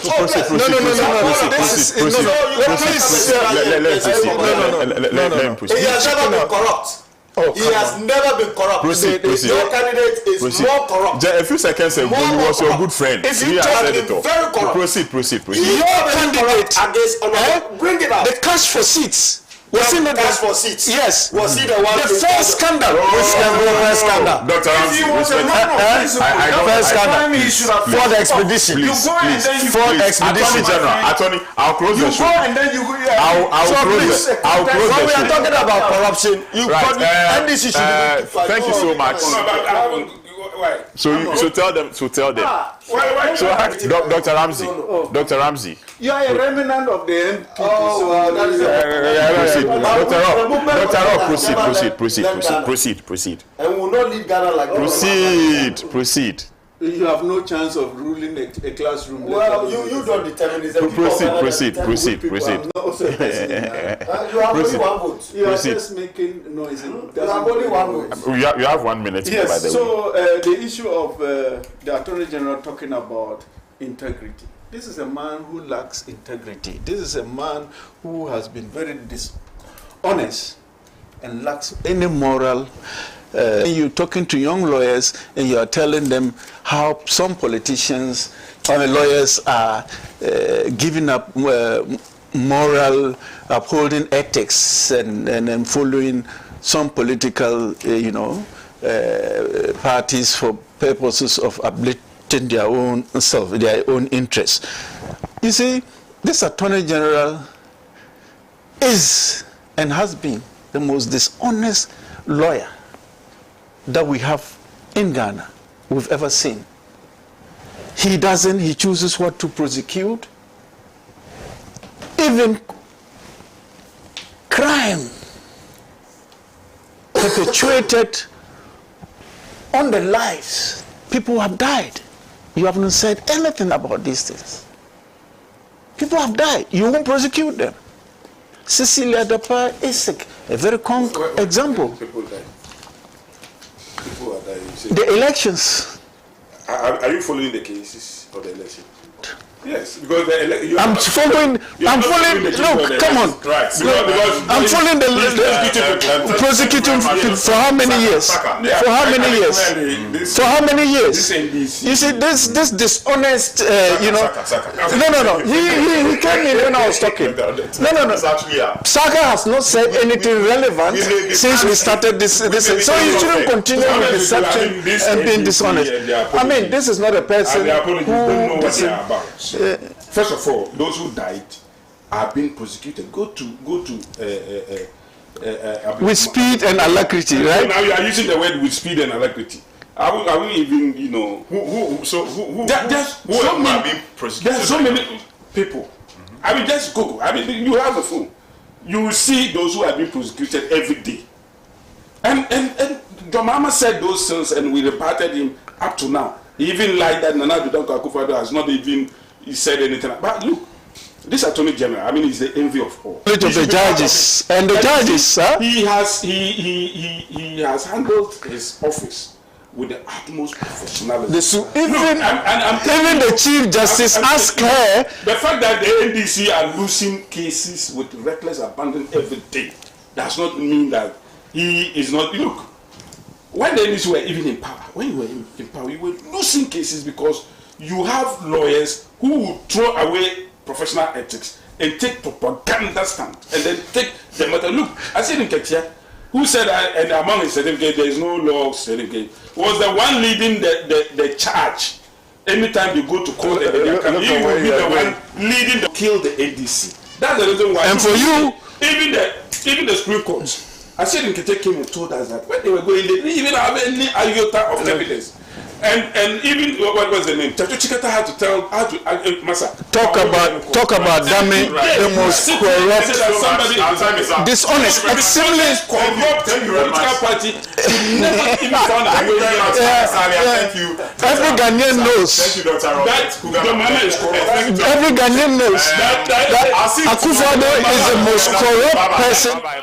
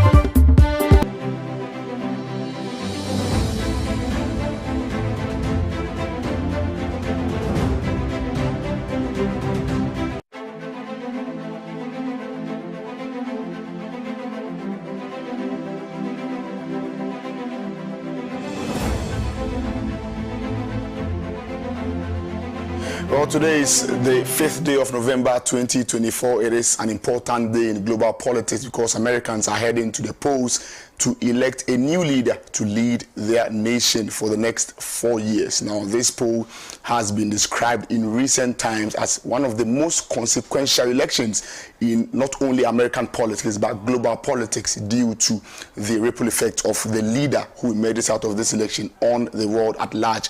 Well, Donald Trump, who was the president of the United States of America between 2016 and 2020, is seeking to make a comeback after he was dethroned from office by Joseph Robinette Biden from the Democratic Party. And also on the ticket of the Democratic Party this year is Kamala Harris, who is the vice president of the United States of America, seeking to take over from Joe Biden and occupy the Oval Office for the next 4 years. Now, I've been joined in the studios by two gentlemen. We are colleagues here. We are going to veer into several cogent and germane issues that are likely to spring out of this election today, and which issues are likely to determine the fate of America ahead of the next 4 years. Such issues are the foreign policy of the U.S., issues of security, issues of the economy, inflation. These are all cogent issues that affect the everyday American and the world at large, and we are going to be speaking on some of these issues and how they affect the world at large owing to the election today. I've been joined in the studios by Ruben Addo. He's my colleague. He also heads the research desk at Pan-African Television. Ruben, good afternoon. Afternoon. Welcome. It's an honor to be part of the show. Right. I'm also joined by another colleague of mine. He's a senior comrade, Kambali Masavuli. He is a prominent member of the SNG. He's also with Carrefour Africain. I don't know if I got that right, comrade.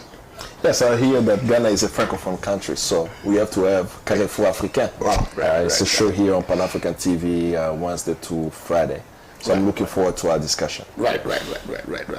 Comrade, so I'll start from you because you have had years in the U.S. You understand the terrain of the U.S. What do you think makes this year's election so consequential?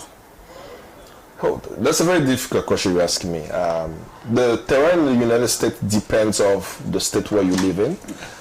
Different states have a different way of looking at the elections. But I think the reason why most people are discussing this election is that the former president, Trump, is running.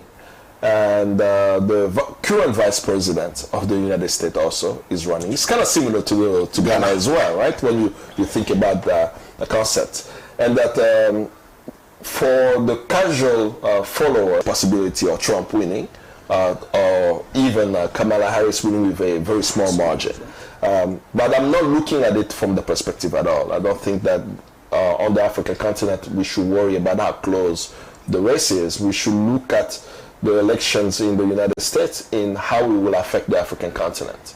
We are discussing more, but we have to look at the United States as one of the greatest purveyor of violence, as Dr. Martin Luther King said in the past, is how will the U.S. military engage in both, in any of the presidential candidate winning, right? In the 6 presidential candidate winning. How will the resources of the African continent be plundered? Will it be continuous plunder, or will it be now from us looking at how the African continent will be affected? We have to think about our brothers and sisters in the United States. We have Africans who have U.S. citizenship, who are living in the United States. How will their lives be different with any? How will their lives be different with any of the candidates winning? And we've seen the reports, the police violence, the discussion around immigration and the deportation of immigrants, the lack of access and opportunities also to some immigrants in the United States. So those things should actually, when their livelihood become deteriorated for the past 2 decades. The lack of wage increase, the loss of jobs, and so many other issues happening in the United States. So I hope in our discussion today we'll delve into many of these points to understand what is happening today. Right. Comrade. Now, Ruben, I'll come to you. What's, in your opinion, what do you think makes this election so critical and consequential, not only to politics in America, but on the global stage as well? Well, the United States is heading to the polls, and this is a country which is described by some as an epitome of democracy and good governance. But to others, the United States has come under fierce criticism because it has gained notoriety for its execrable foreign policy. And if you look at these elections, it's not about who is competing, because ideally, people would have favored the incumbent, Joseph Robinette Biden, who pulled out at 11th hour with growing concerns over his age and health. So you have the incumbent vice president, who is the front runner of the Democratic Party, pitting his strength against Donald Trump, who wants to stage a political comeback. For me, I think that it means a lot to people on the African continent, because we have people of African descent who are in the United States, ethnic minorities. Because there is institutionalized racism, these people become victims of hate campaign and police brutality. But let's bear in mind that whoever wins, U.S. foreign policy, both domestic and abroad, will obviously remain the same. We are also looking at the lives of ordinary American citizens. One would ask that for the 4 years that the Democratic Party has been in office, if you look at the life of the ordinary American citizen, has it been better off? Has it plummeted? You are looking at issues with regards to jobs, you are looking at inflation, and you are also looking at America's position in geopolitics. Don't forget that there is the ongoing Russia-Ukraine war, and America has a vested interest. You also know that when it comes to impact of U.S. aggression, China has also been targeted. And there are issues with immigration where people, in fact hundreds of thousands of people from Latin America would want to flee their countries because of the sanctions America has imposed on some nations within that enclave. So some citizens who feel that they've been hard done by would want to flee to America in search of or in pursuit of greener pastures. And unfortunately, you have a candidate who has sponsored a hate campaign against these immigrants.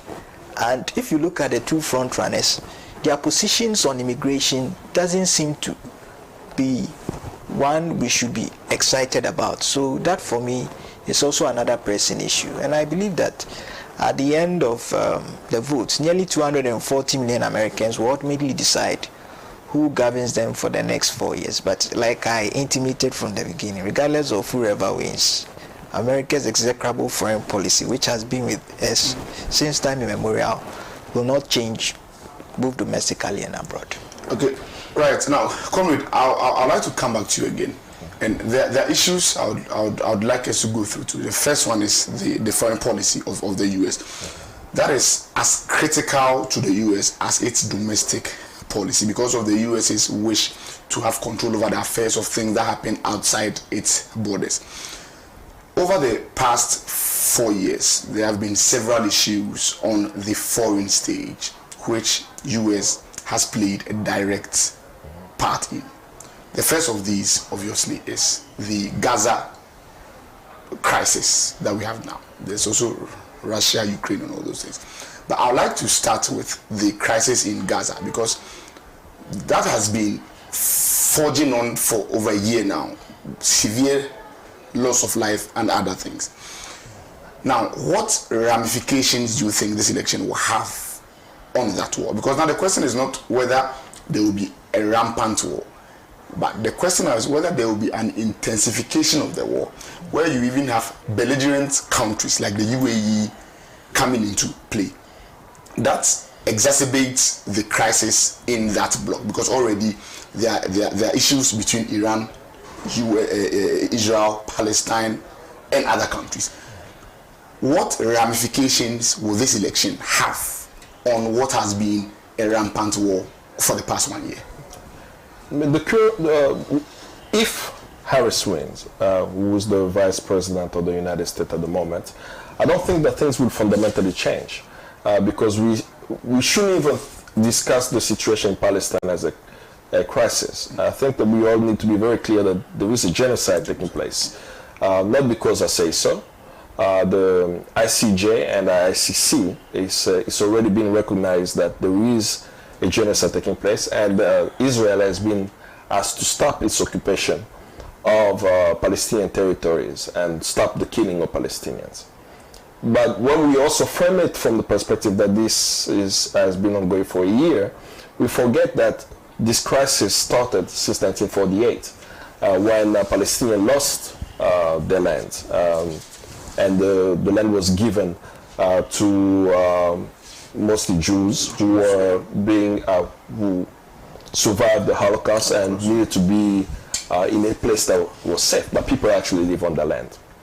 So I don't think that the Harris presidency will be much different because the killing that we've seen in the past year is under the administration of Biden. And Harris. The continuous military support. They've tried to have truce, ceasefire, and so on. It has not worked because I believe that the United States has a staunch ally in the Middle East as Israel, and they will do everything in their power to maintain the dominance of Israel regardless of loss of life. But we have seen the same thing happen here on our African continent. I mean, I am from the DRC. We have faced a similar situation where no matter the evidence of the crimes being taking place in the DRC, waged by its neighbor Rwanda, the United States has maintained the same foreign policy. But there is a break, right? We're talking about the U.S. government and what it would do. The U.S. citizens have a completely different view. We are living in the time where we are witnessing a genocide on our phones, right? Live stream, we're seeing dead children. And many U.S. citizens, hundreds of thousands of them, for the past year have taken it to the streets to denounce the U.S. support to Israel as it relates to the killing in Gaza, right? This is unprecedented. There have been many protests since 1948 to now, but the past year we're seeing that the U.S. citizens are understanding much better their foreign policy there. So if she loses, I strongly believe that if Harris loses, it will be because of the position of her administration on Palestine. Now, Comrade, I'll quickly read her position on that because she supports a ceasefire and then a hostage release deal between Israel and then Hamas. She also calls for a two-state solution to the current conflict, and then she has also endorsed the Iran nuclear deal and then voted for restrictions on arms sales to Saudi Arabia. Now, is this crucial in bringing an end to this impasse? Ceasefire is not what is needed, right? The war needs to stop.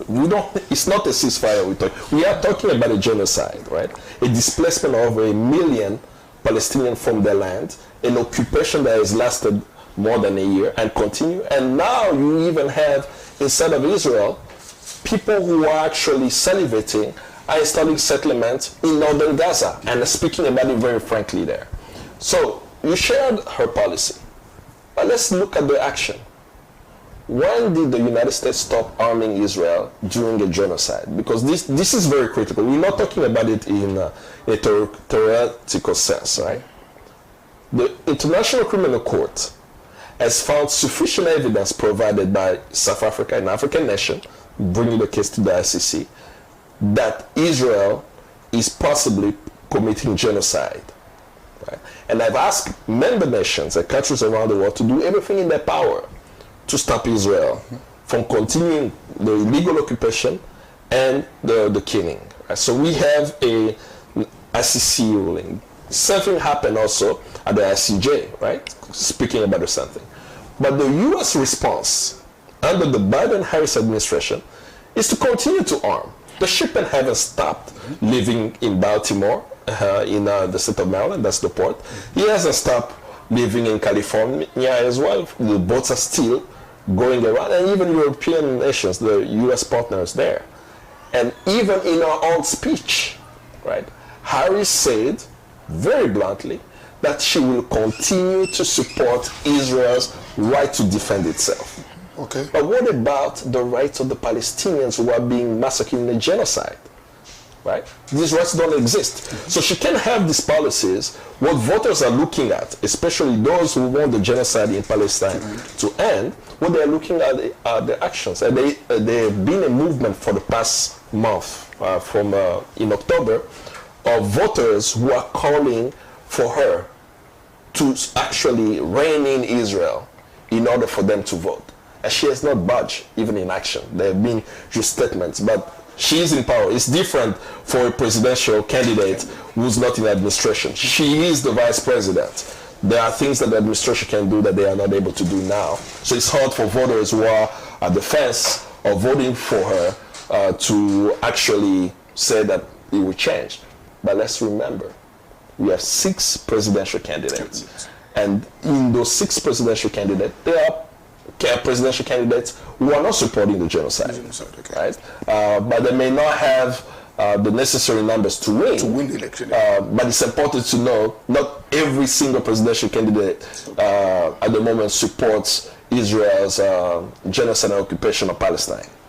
Now, I would like to ask you this very important question. Over time, we've seen ICJ issue arrest warrants for African leaders who are accused of war crimes and all these things. Now, do you think the UN and its agencies have been complicit in this? Because to the extent where complicit in what's happening in Palestine? Yes, because now Israel has even termed the UN. The head of the UN as a persona non grata because of his comments denouncing the acts in Gaza. Do you think that the UN's lack of more or less strong arming the US to stop backing Israel has actually given Israel the needed strength, along with its ally, the US and the UK and then France, to continue persecuting people in Gaza? Do you think this is the issue? I will look at it from the context of the UN as an institution, right? I will look at it as a problem of the UN Security Council. Okay. Right? The United Nations as a body have been pro-Palestine, right? This is why right now Palestinians have a seat at the United Nations, because the General Assembly have been clear on that. Even let's look at the last week votes at the UN around U.S. blocking actions. Whenever there is a resolution condemning Israel, the United States, there is a resolution condemning Israel, the United States always veto. We've all seen the photos of the U.S. UN representative, Linda Thomas Greenfield, always raising her hand every time there is a resolution of the Security Council to either bring about a ceasefire, bring about peace and stability, holding Israel accountable of the Palestinians, right? So the UNRWA has provided assistance, UNICEF has provided assistance to the Palestinians. Even through the UN, we have Ghanaian soldiers going to fight over there. Yes, and I think right now they're stationed in Lebanon. And I'm hearing there are reports of IDF attacking some of these UN forces along those borders. It's been actually documented that UN forces were attacked and Ghanaians were actually harmed. I'm still unclear how they were harmed and so on, but we see that UN members who are participating in some of the UN institutions are trying to do what they can, but the lack of political will of particularly one UN permanent UN Security Council permanent member, the United States, is what has made the UN inadequate. Of course, also we can criticize the ICC, right, in terms of the lack of accountability of Western leaders, right? But let's also look at it from an objective perspective, right? The ICC, the existence of the ICC, the first countries to sign into the Rome Treaty were African countries. And there is a reason why African countries signed it first, because they felt that in their home countries, there are instances where it's very hard to have justice for the victims. So the people or the nations who actually advocated for the ICC are African countries first, right? But we see the contradiction of the ICC by the mechanism in which cases come, right? It comes through the UN Security Council recommendation. It comes through the prosecutor of the ICC, or a member state bringing the case, because they're also in the struggle of South Africans, Palestinians, were evidence actually that this evidence have not been dismissed, and most of the evidence come from the perpetrators. So the Israeli themselves filmed themselves. The Israeli soldiers filmed what they were doing on the ground, and they've documented it. And I think that for many law students anywhere around the world, this should be studied the same way we are asked to study the Nuremberg trial. How African lawyers went to the ICC with the evidence, irrefutable evidence. Why is there not an arrest warrant for Netanyahu and any other person involved? Because if it was an African country, a warrant would have been issued, action would have been taken. I feel like if there are such actions, it strengthens the position of not only the US, but even the countries involved in this. So the question is, why is there not an arrest warrant as it stands? If I'm not mistaken, because your question made me a bit confused, I think that there are two, right, on Netanyahu and the Minister of Defense. Defense, yes. Right, that they've been indicted. Yes. But I don't think that they have issued. The Prime Minister and the Minister of Defense for Israel is you have Gallant. Yes. So for that, I would say also you should understand that the ICC has received a lot of pressure from the United States, right? Even before the indictment came out, the Prime Minister was able to go on TV announcing to the world that he's hearing that there is an indictment. I mean, the information was sealed. How did Israel find out that this was ongoing? So I'm going to assume with the so-called intelligence from the United States. If you also recall, the former ICC prosecutor from Gambia, Fatou Bensouda. Bensouda actually was wanted to investigate the United States for the crimes they committed in the Middle East. and her investigators were blocked, they were not given visas, and so on. So if you understand how the ICC is composed, right, it's a creation of the Rome Treaty, following guidelines of the United Nations and so on, that a permanent member of the Security Council has so much weight on what they actually blocking whatever action they want to take. Exactly. Right. Now, Ruben, I'll come to you, but I also read Trump's approach to the crisis in Gaza, the genocide in Gaza, as you put it. Now, Trump's approach to the Middle East has been defined by a strong support for Israel and Saudi Arabia, and a confrontational stance towards Iran. He also backed away from a long-standing bipartisan consensus by saying he wasn't interested in a separate Palestinian state. Now, weighing between the two, from where I sit, I think a Donald Trump presidency, as far as the crisis or the genocide in Gaza is concerned, will be worse than Harris, because he's not even saying a ceasefire. He's saying he cannot recognize, in fact he's not interested in the recognition of a separate Palestinian state. Are you not worried? Is it a question for me? For you. Oh, okay. I just want your thought on that as well. I strongly don't believe that the Harris administration will be much different than that. And I'm going to go back to what I said before, is her actions show that it's not that much different, right? The Democrats are good with rhetoric, putting out statement of this is what we are going to do. A young man from the state of Maryland, 18 years old, has been deployed to go fight a war that he doesn't even understand. Right? So that's why it's not about how worse it will be. The fundamental question, like if we have to even go back to the 1940s, when we're thinking about Hitler and the Holocaust, when we are faced with genocide, how do we decide to support our leaders? This is not theoretical. We have 6 presidential candidates. The top 2 that the most media talk about is Harris and Trump. But we are faced with a genocide. And these 2 have top policy that will not stop that.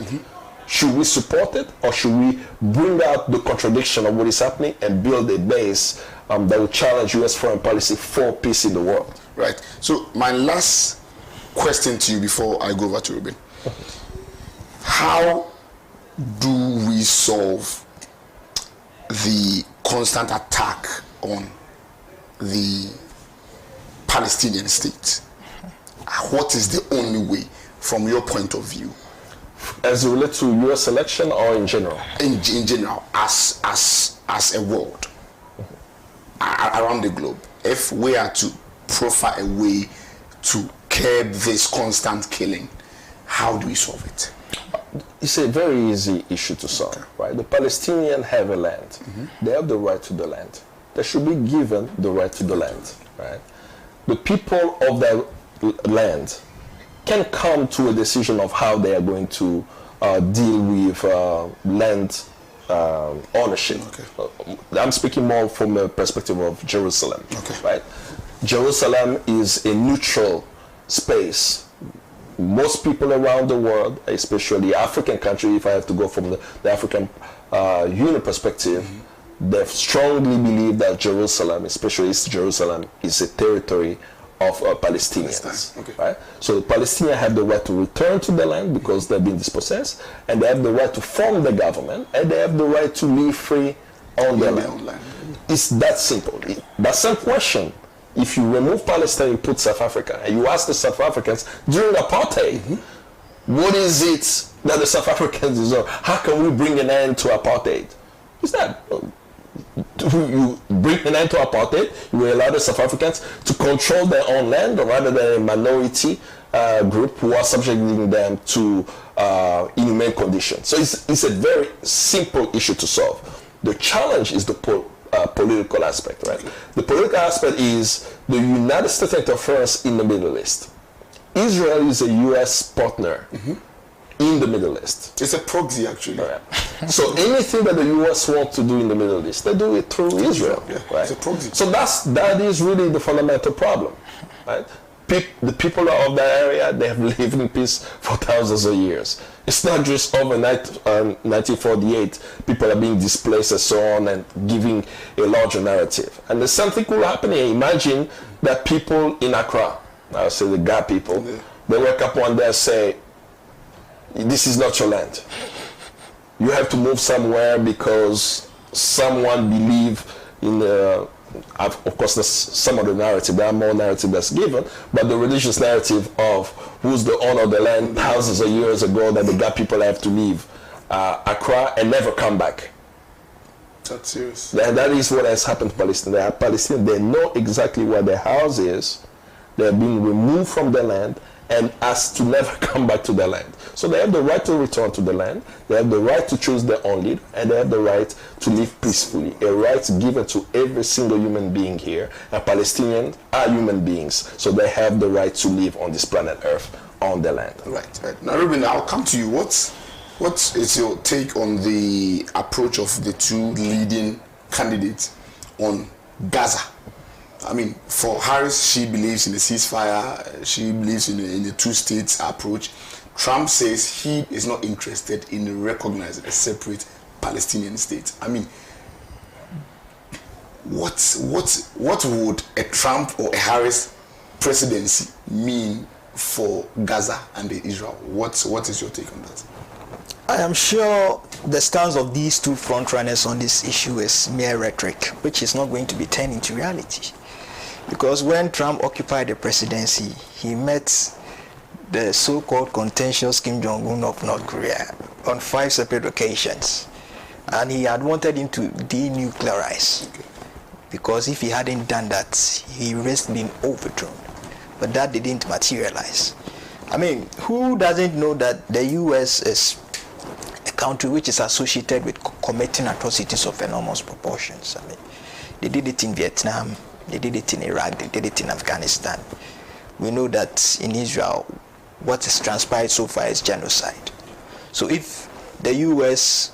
would significantly back Israel to kill, maim innocent Palestinians, then it simply implies that whatever they are saying, if given the nod, they will still significantly support Israel. Because whether we like it or not, they always want to interfere unduly in this situation and paint the Palestinians as the people who don't have that inalienable right to live freely on their land. We are seeing a repetition of what transpired in South Africa, where blacks who owned the land were forced to live at certain places called Bantustans. These places were infertile and lacked mineral resources. That's what we are seeing now. And when they decided to resist oppressors' rule, they were deemed terrorists.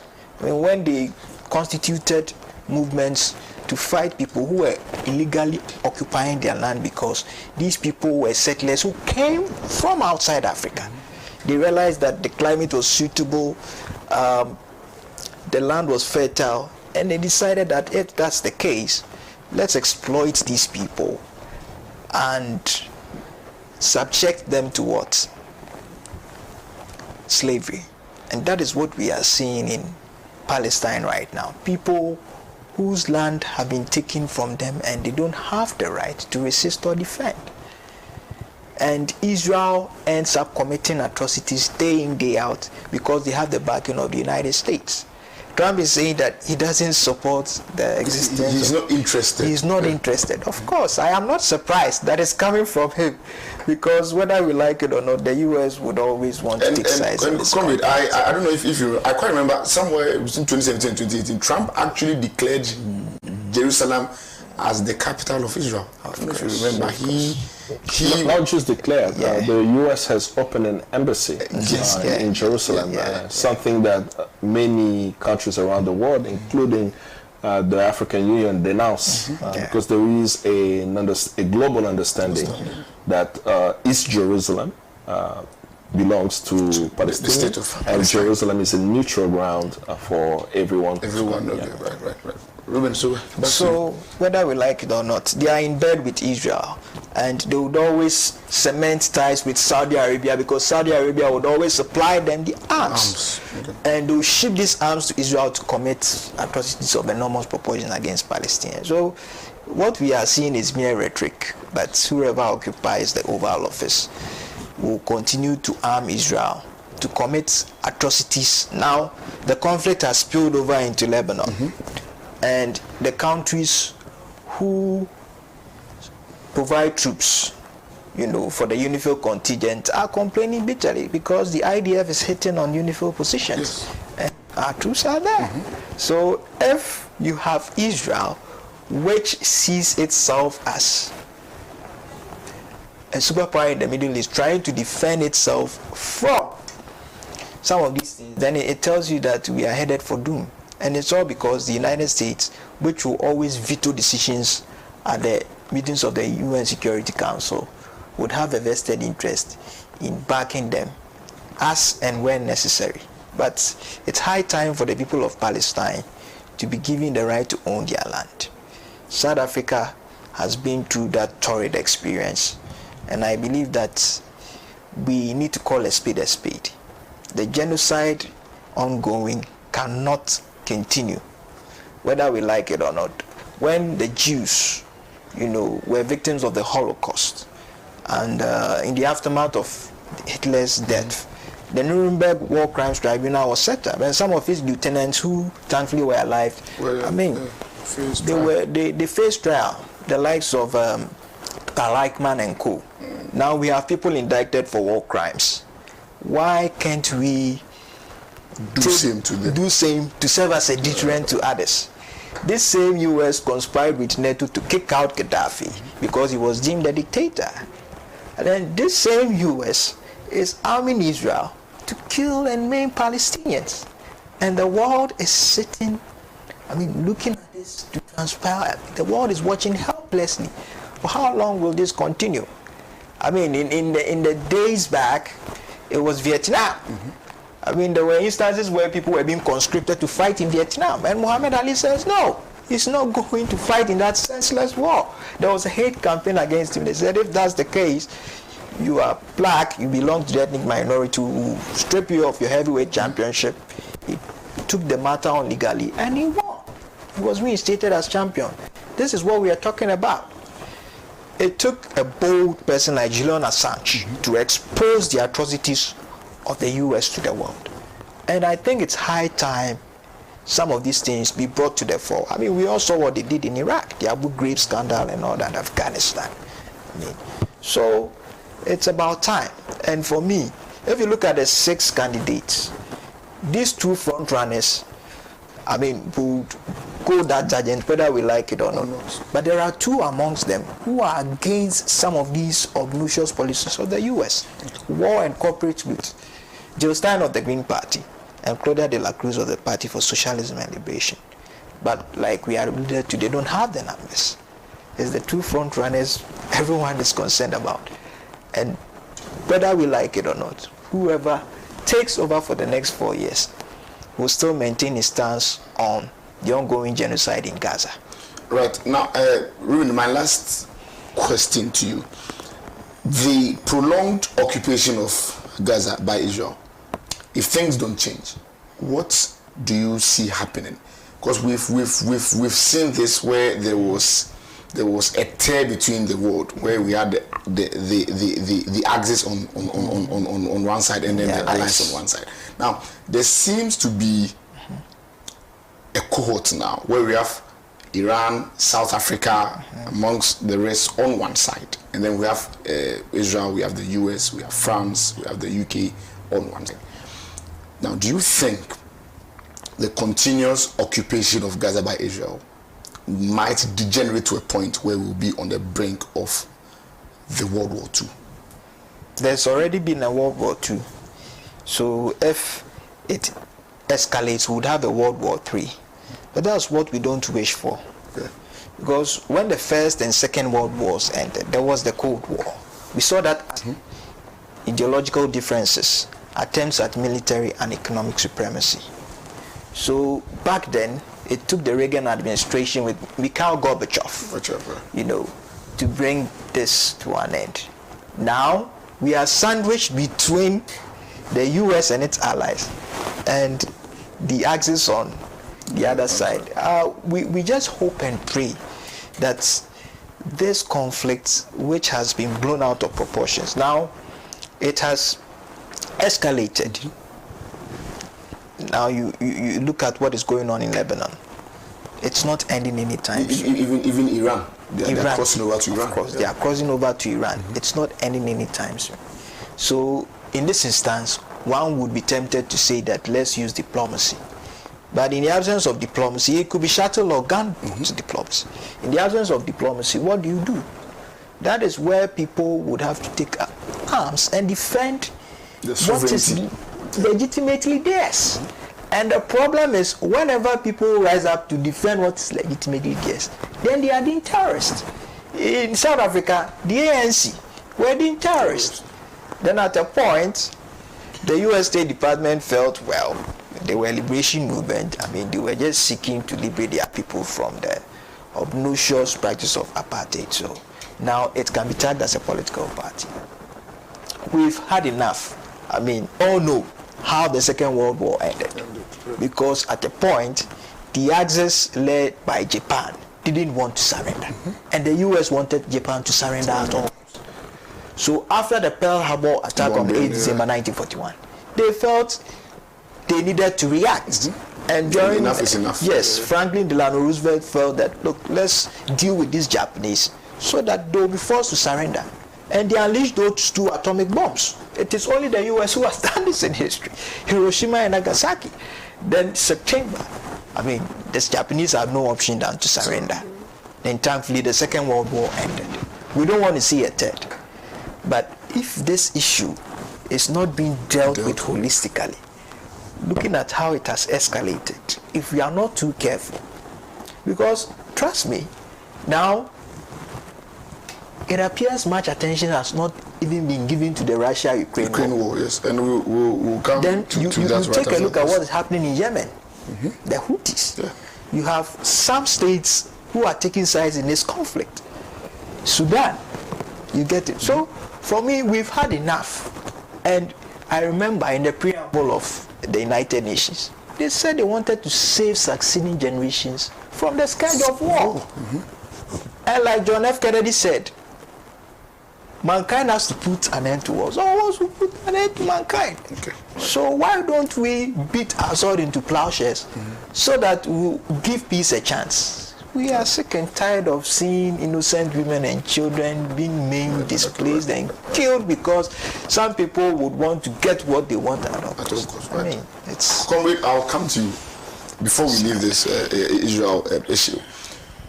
If the U.S. continues its public backing of Israel and there's a continued occupation of Gaza and then the lands of Palestine, where do you see the world going to?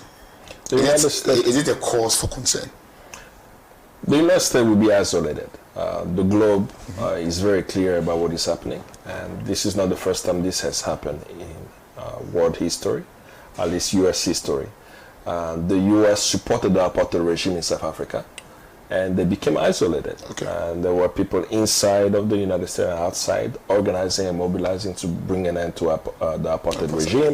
Okay. There was a boycott, BDS campaign, boycott, divestment and sanctions campaign globally to put pressure on American corporations involved in supporting the apartheid regime in South Africa. And I think the same thing is going to, it's already happening, right? But it's going to continue to happen.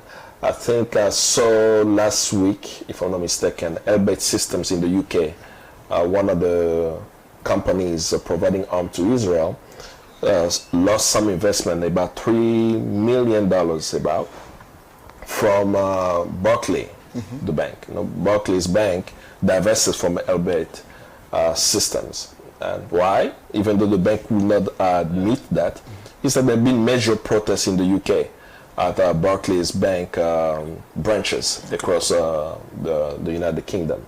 So I see that something is going to happen. So the question is not Unfortunately, we're living in a world where the U.S. position is affecting how the world functions. But the more they are taking this type of position of supporting Israel and contradicting what they say are the democratic values of the United States, the world is going to see through that and build new alliance. Okay. This is how we're seeing the rise of BRICS, as an alternative to Bretton Woods institutions. And who knows, there may be an alternative to the UN built because of the inadequacy of the United Nations. But that's for the people of the world to decide. But let's not discuss this in a vacuum. And the people within the United States, they are also fighting. They are fighting to have a government that represents them. They're fighting to improve their conditions. And they are also seeking allies who will help them in transforming the United States for a country that is more for peace, stability, and cooperation Justice. than war. Yeah, exactly. Yeah, right, okay, right. Comrade, I'll stay on you. There's another issue that has also sparked considerable debate around the globe. That has also been the Russia-Ukraine war. I think it commenced somewhere till part of 2022, 18 to 2023, and it's still waging war. Now, Russia-Ukraine, it can also not be discussed in vacuum with what is occurring even in between Israel and then Gaza. Now, what is your position on that as well, as far as this election is concerned? It's very interesting because the Biden family is very involved in the Ukraine war, even before the Ukraine war. I mean, from his son and investments that they have in Ukraine. But looking at the Russia-Ukraine war as it relates to the elections, the American people, or the U.S. citizens, as I like to call them, because America is not just the United States, it's also Latin America, right? So U.S. citizens are able to see the contradiction of these wars that the U.S. is waging, particularly with how much money is being spent to support it.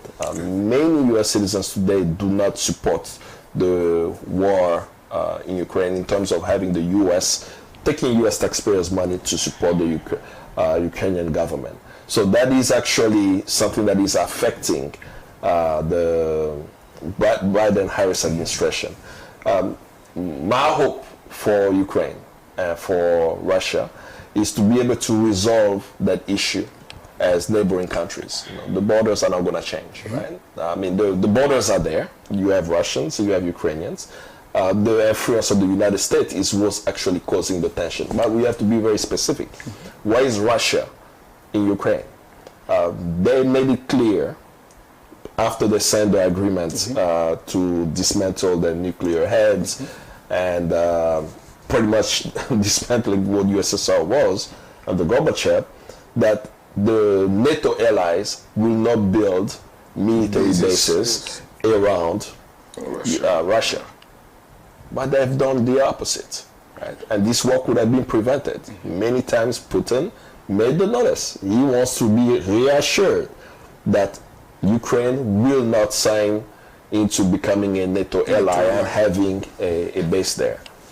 Anyone will be worried of having a nuclear or military base of NATO right at its border, like what Ukraine is doing. I mean, the United States had a worry that Cuba will have missiles to protect its land, right?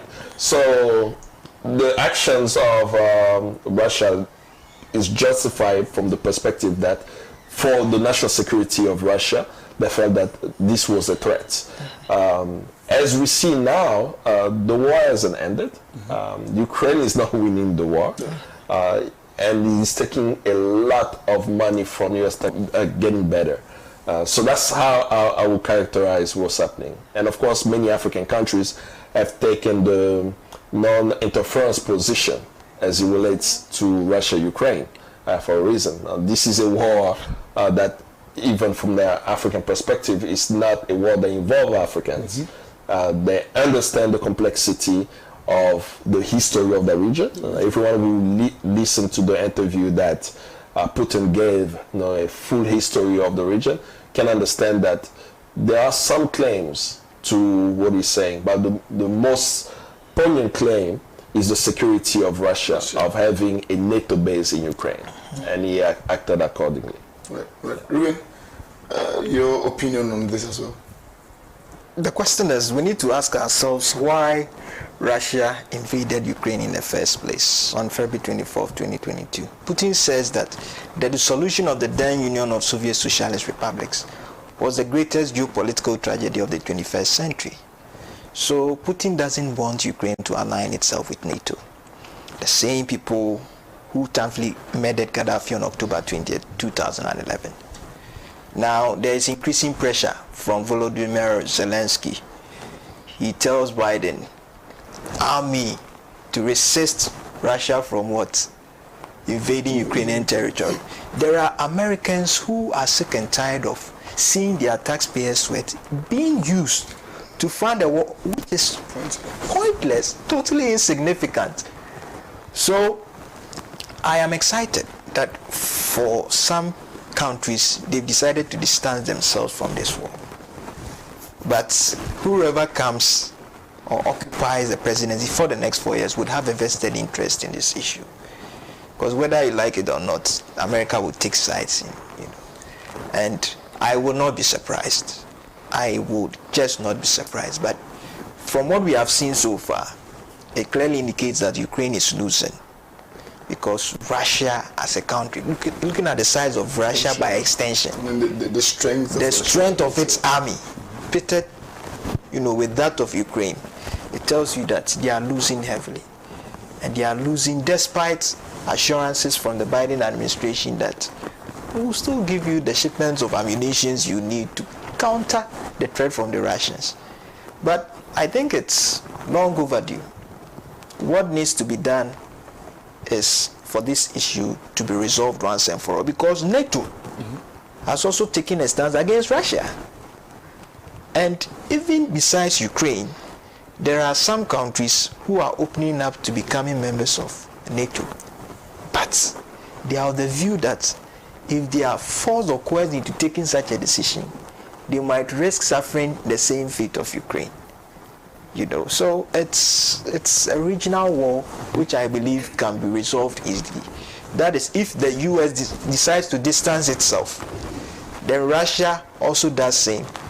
Then the UN would intervene like it has. The UN sometimes could be labeled as a toothless bulldog, but there have been some instances where the UN intervened and it paid off. This time round, I think the appointment of a special rapporteur will be crucial so that this war can end once and for all, because there is increasing pressure on Volodymyr Zelensky, there is increasing pressure on Putin, there is increasing pressure on the Biden administration, and I believe that whoever takes over would be faced with this Herculean task. You are dealing with so many things and you'll be tempted to ignore the pressing problems facing the American economy. Right. Comrade, I'll move back to you. Let's move over to one other issue that has been for determination as far as this election in the U.S. is concerned. The issue of a possible trade war between the U.S. and China. What is your take on this as well? This China from 2010, China had been putting measures in place, of course, to see its country rise from the ashes. But the world really saw the dominance of China around the 2010s when China became a leading country as far as production is concerned and other things. That has in recent years led to a standoff between the US and China, because obviously there will be a battle for which country has a dominance over the world, and also even the issue of this country in the Middle East, Taiwan, yeah, which the US is obviously backing Taiwan against the wishes of China. Now, what is also the state of this for global peace as well, and the posturing of the two leading contenders for this election? Because if you look on the screen, Kamala Harris says that the U.S. needs to hold China responsible for human rights violations and distortions of the global economy, but that it needs to work with the country on transnational challenges. But for Trump, he has sought to confront China over what he says is a suit of economic abuses. He says aggressive action is required to protect American workers and to reduce the United States' large bilateral trade deficit. Now, for someone who does not understand how these things work, what is the reason for the current standoff between China and the U.S.? I think the United States is unable to maintain its dominance on the globe, specifically being the economy that dictates how trade is done in the world, and manipulating WTO agreement and so on. I mean, that's really how I see it as one. But two, no matter what the United States does, they can win. Don't think that the U.S. economy is that strong to be able to compete with the Chinese economy. Okay. They try to implement, I think every nation can implement processes to protect its national interests in terms of protecting the workers, their production, and so on. But the approach is, how will I say, it's problematic. Right? The manufacturing in the United States moved to China for a reason. Right? And they moved there mostly, in my view, to be able to disempower workers who were organizing, to be able to have fair wages and holding corporations accountable. I mean, let's look at the city of Detroit, which was a booming city for the manufacturing of vehicles, right? And the city of Detroit was one of the cities which had the strongest union mobilizing in the United States. To demobilize the unions, slowly but surely, they start moving the production outside of the United States to find cheap labor. Right?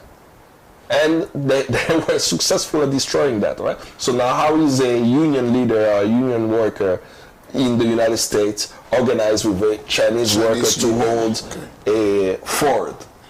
It becomes a global struggle. It's much more difficult to do so. But in the process, China was able to learn skills, and if I have to use Tim Cook, even though I don't want to use him as an example, in an interview that he held this year around Apple producing their phones in China, he said that the reason why they go to China is because they have specialized skills for what Apple needs. And in the US, you may have 1,000 people, or 1,000 companies, less than 1,000 companies actually, who are able to manufacture with the level of skills that China has. But in China, you have these numbers in millions. Right? So because of the specialized skills, Apple, even with everything that is happening with US, because implementing sanctions on China, they're still going there. Well, of course, each one of these administrations will try to work on providing opportunities for the workers in the United States, but China is not the problem for the skills of the United States. It's the United States, right?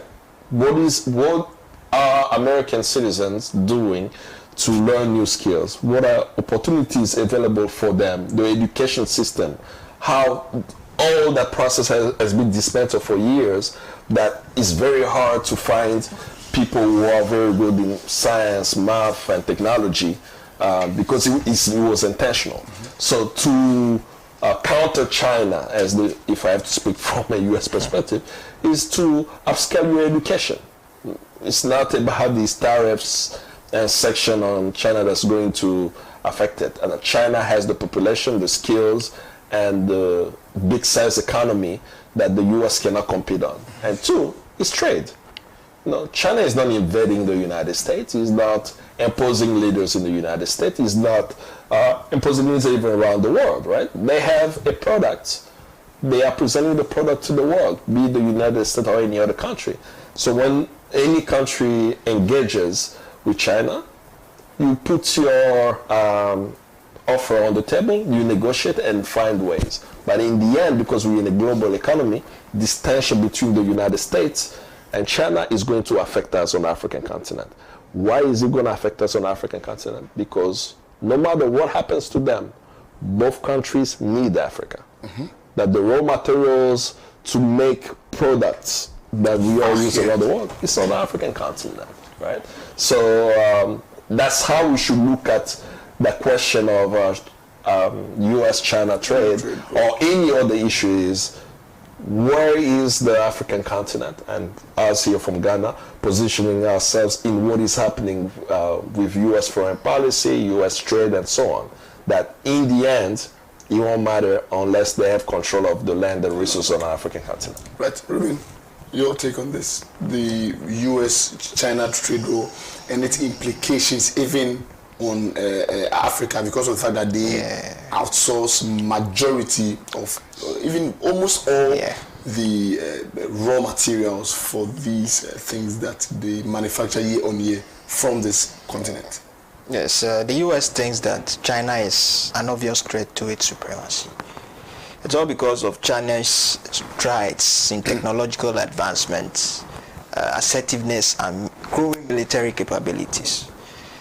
And for the past 10 years, the U.S. has used diplomatic, economic, military means, to put the Chinese at bay. But it appears because of their execrable foreign policy and the fact that they end up being isolated most often, they can't match with the Chinese. So they can't find an antidote to China's success. And for Africa, whether we like it or not, we need these two nations. But Africa seems to be drifting towards China. And now you have a huge Chinese presence on the African continent. And one would ask, if that's the case, why would a sitting U.S. Vice President visit Ghana at a time when people least expected it? I mean, she came and, the conversation was something else. But she came because she needed to counter Chinese threat. Because Ghana was not the only country she visited. She was in other parts of the continent. And we heard her consistently say, the Chinese are not your friends. We don't understand why they should be built with Chinese money or Chinese funds. And we heard from what she said. She is accusing China of gross human rights violations, abuse and all those. But who commits more than the U.S.? The U.S. is complicit when it comes to some of these things. But it's a global war between the two superpowers. One wants to occupy the first position. The other doesn't want to fall second, fiddle. So that's why you find this diplomatic rate or standoff. But from where I sit, I think America is losing it because of its stance on Taiwan. And China is also gradually making significant inroads, not only in Africa. Now, if you look at BRICS, now China happens to be a major player. And that is where the U.S. is becoming more and more scared.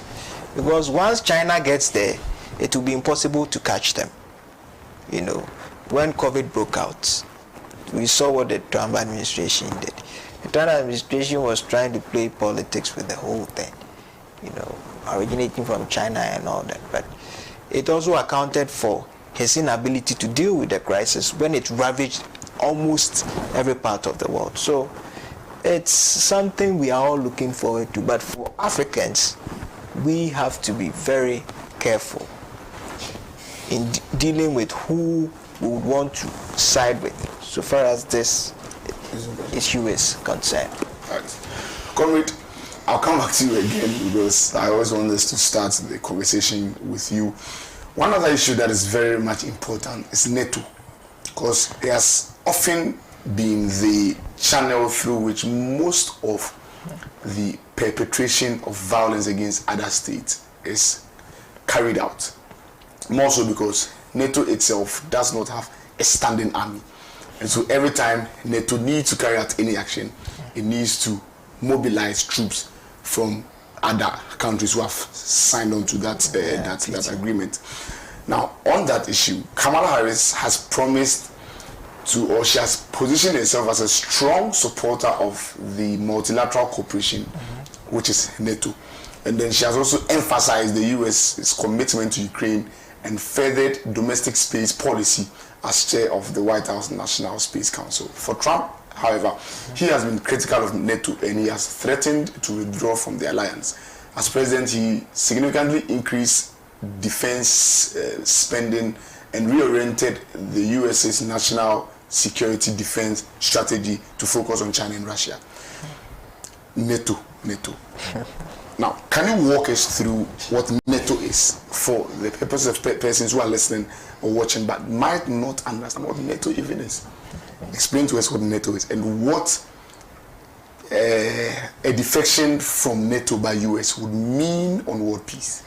I do not know what NATO is. Wow. Just like the person is straight. I mean, I'm saying that from the perspective that even people at home hear this acronym and these bodies, even if I say that it's an alliance between the northern states and the United States to protect Europe, it still won't matter. And the way I always look at NATO is an arm of the US military, because they are the largest funder of NATO.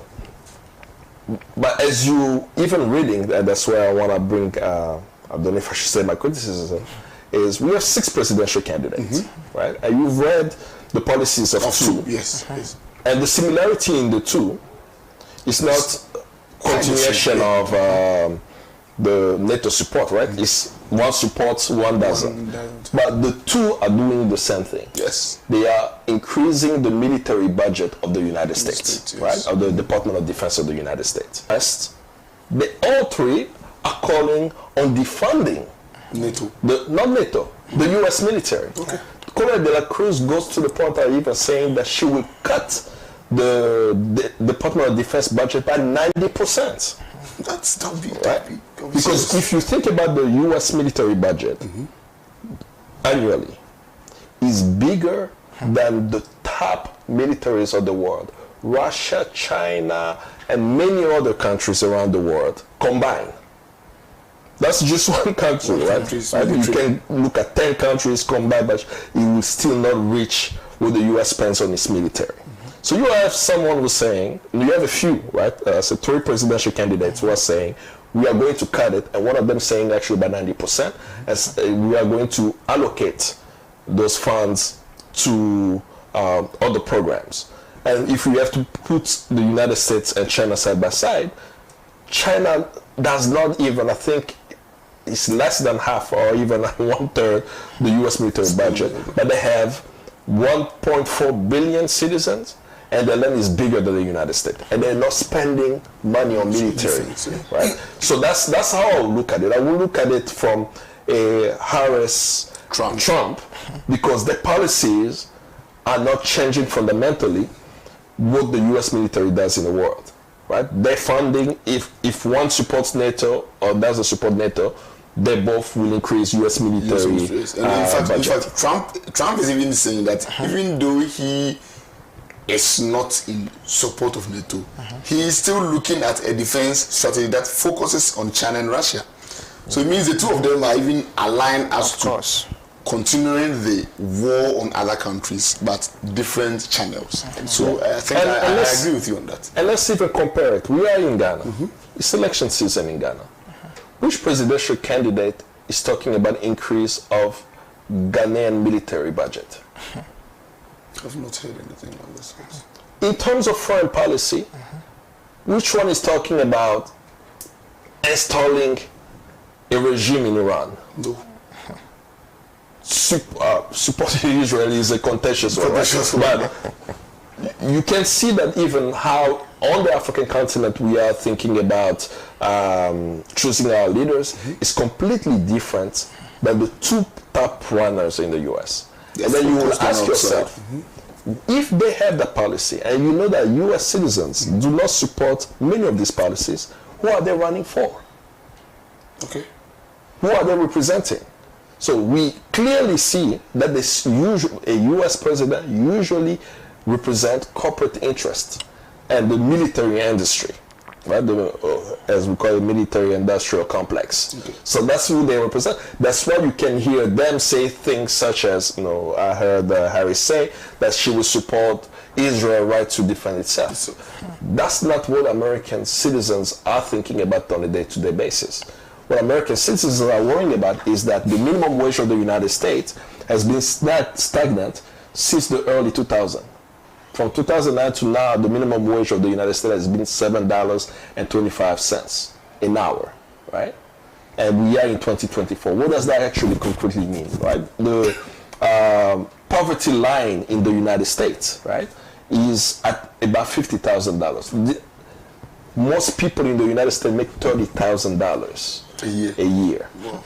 If the poverty line is 50, most people make $30,000 a year. You know that you have millions of Americans who are in poverty.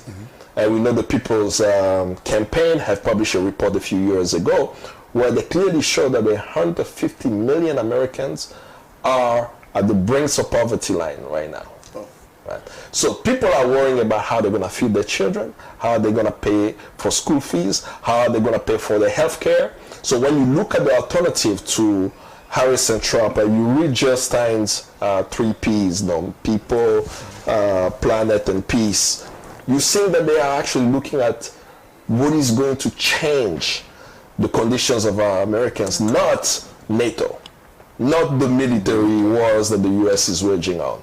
But unfortunately, the Democratic and Republican machine are predominant, and we will see. But I do think that it's an historic election because many of the independent candidates are on the ballot. It's really unprecedented to actually see their names on the ballot in some states. That I believe that in 2024, we're seeing an emerging the emergence of socialism in the United States, right? You have 3 presidential candidates who are clearly socialist, who are saying these are our policies, who are saying we're going to end capitalism, who are saying we're going to better the lives of Americans. We are saying that we're not just thinking about the Americans, but the planet. We're going to fight to have a better environment and fight climate change and so on. So when you see that, it tells me that there is a shift. And when you also look at the campaigns, you're seeing a lot of young people around. And why are these young people supporting these candidates? Because they have student loan that they have to repay from like $200,000, $300,000, and they will never get a job that will allow them to pay this student debt. They're not able to have a decent home. They're not able to feed themselves. People are staying in the job in the United States. They're staying in the jobs, hoping to have meal in their job because they can't afford a meal. Wow. But those stories are not actually told. So coming back to the NATO, that we all are trying to figure out what is the NATO, is that the policy around NATO that Harris or Trump will take doesn't fundamentally change the U.S. government stance on increasing the U.S. military budget, but there are other candidates who have a plan for that. So the confirmation of the other candidates, there's Cornel West, there's Jill Stein, there's Chase Oliver, and then there's Claudia De La Cruz. I mean, do you think that in order to break this constant use of the US's might to bully other countries, there needs to be a break of the 2-party chokehold on politics in US? Ghana mirrors the US so much. It's so funny to look at the comparisons, right? And I don't think it's just Ghana or the United States, but I think the people of the world who have engaged in bourgeois politics are seeing that it's time that our leaders represent us. And in different parts of the globe, people are doing different things for that to happen, right? But, I mean, even let's look at the election in Mexico and what just unfolded. It's unprecedented that a socialist leader win the election in numbers, as we saw in Mexico, right? So, specifically to the question of these candidates, like breaking the monopoly of these the Republican and Democrats. What I find very inspiring now amongst the 4 is that 3 of them have an alliance. So Jill Stein, Cornel West, and Claudia De La Cruz have created a socialist alliance. That they're even telling the voters that in this state, vote for Jill Stein. In North Carolina, vote for Cornel West. And they're explaining you why. They actually have a platform where they are saying that. Okay. So even though they're running as independent, they've come to understand the system and saying, we are going to tell people who support us where to vote. Why?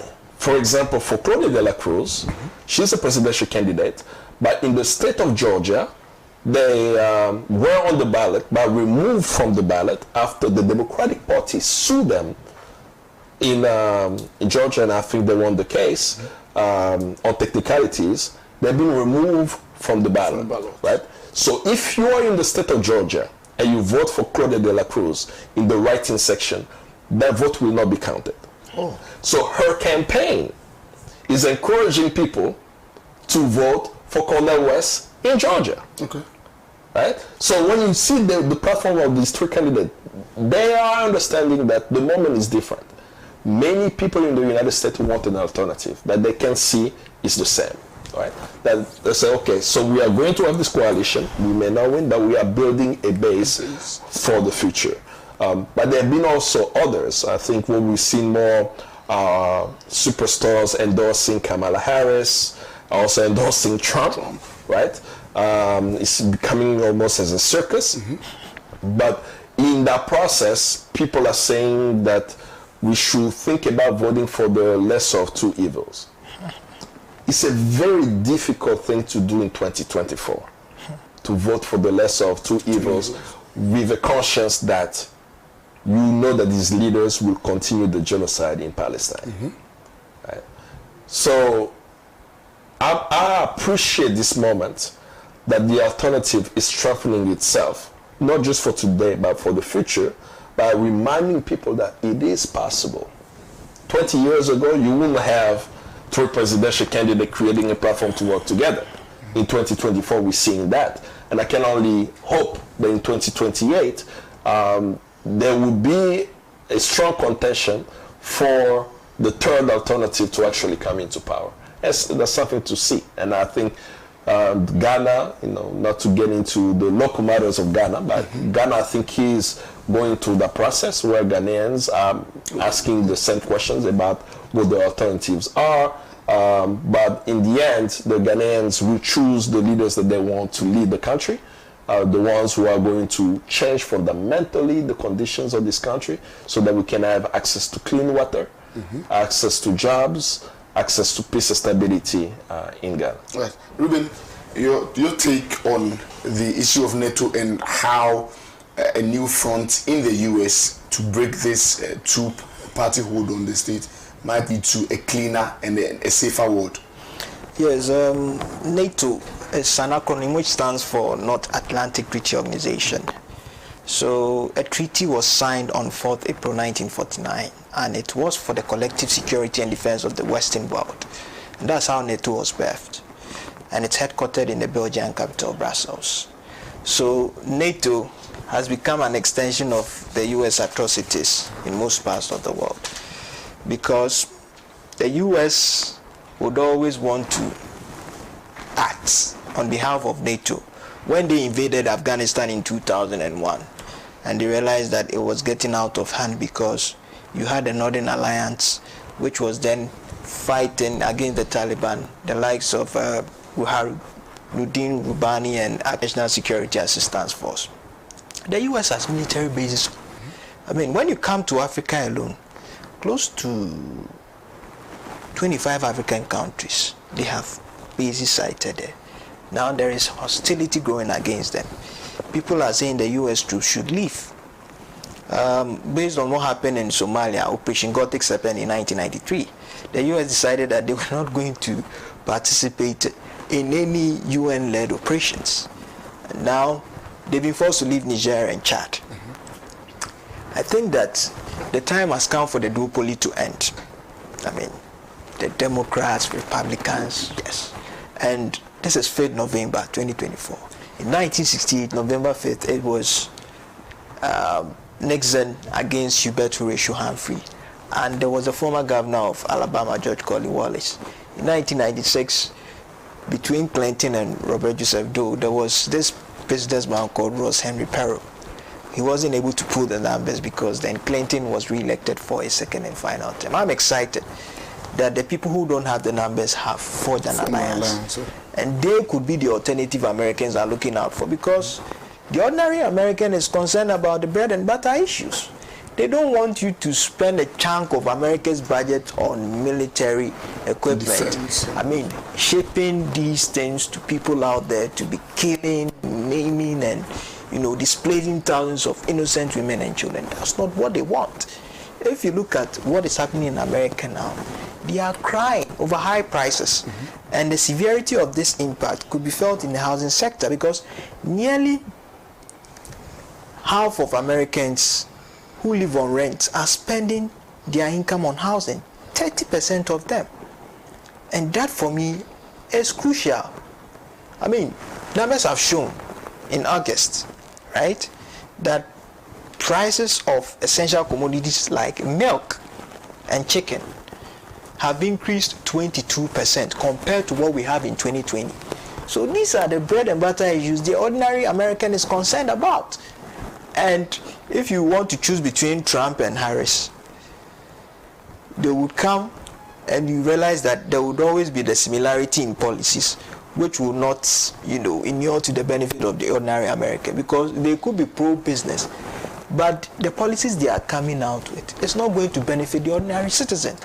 So that's where we need to have an alternative, so that in the not too distant or foreseeable future, we would have an America where people will not be discriminated against based on their color.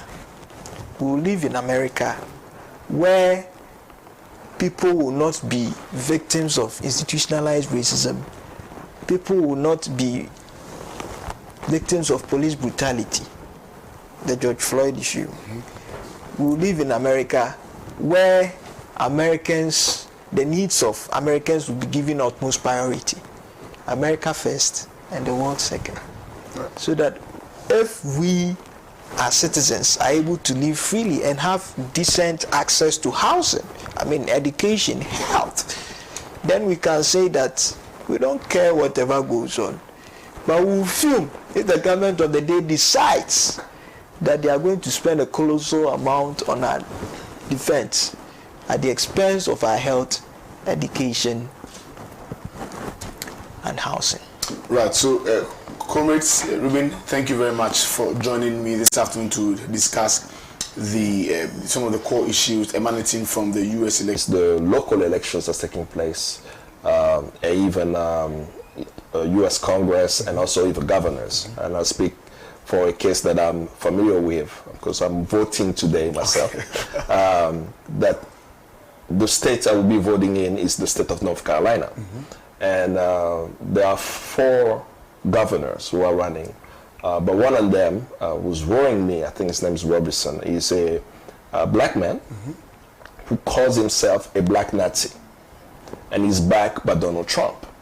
So I have to make sure to vote in the North Carolina election following the elections in the United States. They keep talking about the swing states. One of the swing states is North Carolina.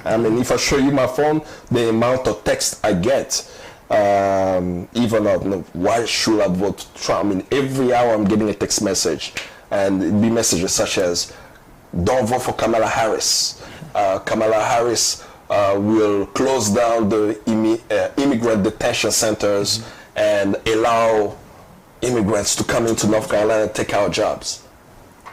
I'm an immigrant. I came to the United States as a refugee, legally. I work there, and I'm seeing the rhetoric of what they are saying is worrying me about what is happening. So there are presidential elections that people are going to engage in, but in the case of North Carolina, I am worrying for the Republican-backed, self-proclaimed black Nazi becoming the governor of the state of North Carolina, more than what is happening at the presidential election. And of course, you have judges, right?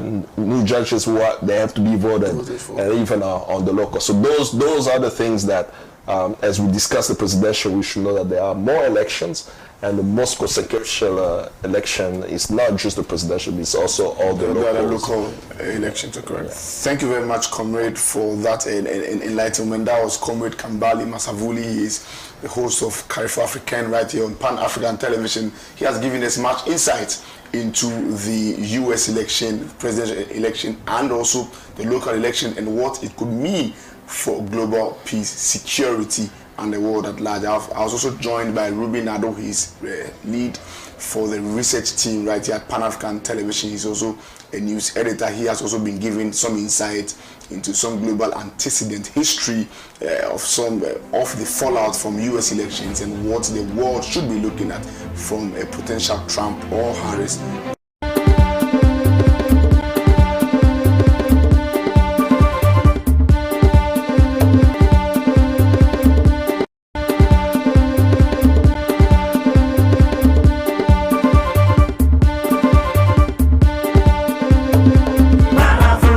Truly African.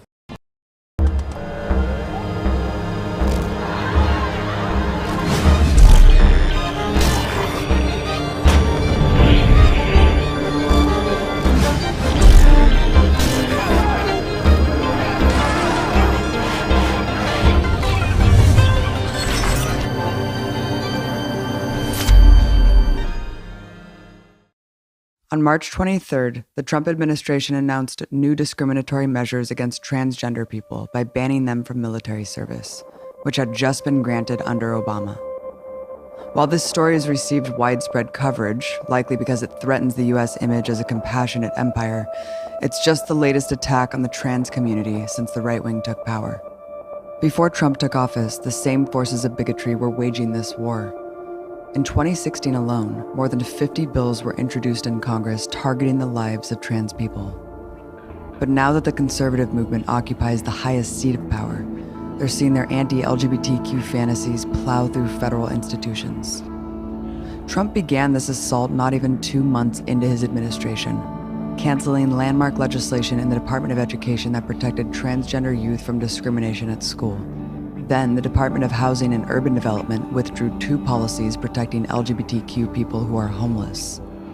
The Justice Department has launched multiple attacks, including issuing permission to private and state entities to discriminate based on sexual or gender origin, to protect hateful doctors, hospitals, and health clinics that want to refuse health care to LGBTQ patients. And this just scratches the surface. Many other major steps backward for gay and trans equality have passed, mostly hidden from public view. The emerging anti-trans policies only exacerbate long-standing legalized discrimination. For example, in 30 states, well over half the country, one can be legally fired just on the basis of having a non-conforming gender identity.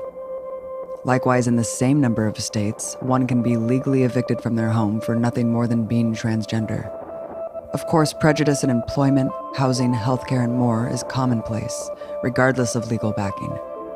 That's why a shocking 71% of trans people report hiding their gender identity to avoid discrimination. The impact is devastating. Trans people experience unemployment at double the rate of the general population, and that statistic jumps to 4 times the unemployment rate for trans people of color. In fact, 25% of the trans community reports having been fired for not following gender norms. As a result, their rate of poverty is 4 times that of the general population. And 1 in 5 trans people report having been homeless. The emotional and psychological toll all of this takes creates the most tragic statistic of all. According to the largest ever trans survey, 41% say they've attempted suicide. Chase Strangio, a trans rights activist and attorney for the American Civil Liberties Union, explains the impact of anti-trans discrimination. The reality is that the law, doesn't provide explicit protections for trans people, but even where the law is protective, we know that systems of discrimination are far beyond what the legal system will actually remedy. And so what we see are widespread discrimination in housing and education, in employment, which leads people, out of their homes at young ages, both because of discrimination in the education system, also because of rejection rejection by families. So we see young people who are trans being homeless at really young ages. And then, in this country, we criminalize homelessness. So what happens is people are homeless and they're trans and they're people of color. So they face policing in so many different ways and end up being driven into the criminal legal system, where all of those cycles are re-triggered. And then we have punitive systems that either keep people locked up or release people into so-called alternatives to incarceration that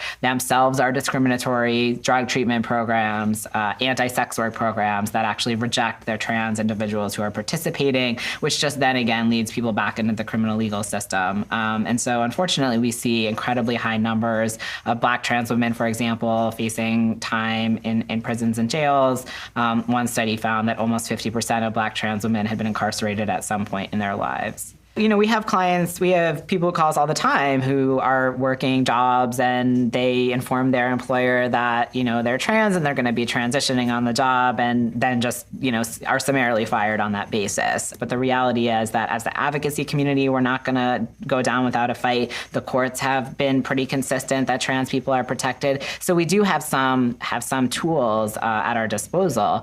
Talk about the measures that Obama took as president and if you think they went far enough.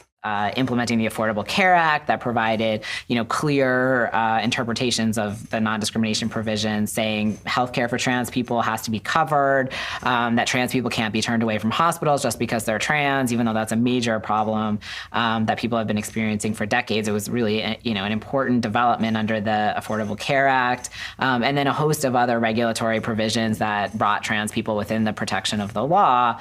All of that happened under Obama, and that was incredibly important for people's survival and protection. Of course, all of the measures that Obama took targeting immigrants, for example, in terms of this degree of deportations and enforcement of immigration law, had a terrible impact on the trans community. So many undocumented trans people ended up in immigration detention where they were horribly abused.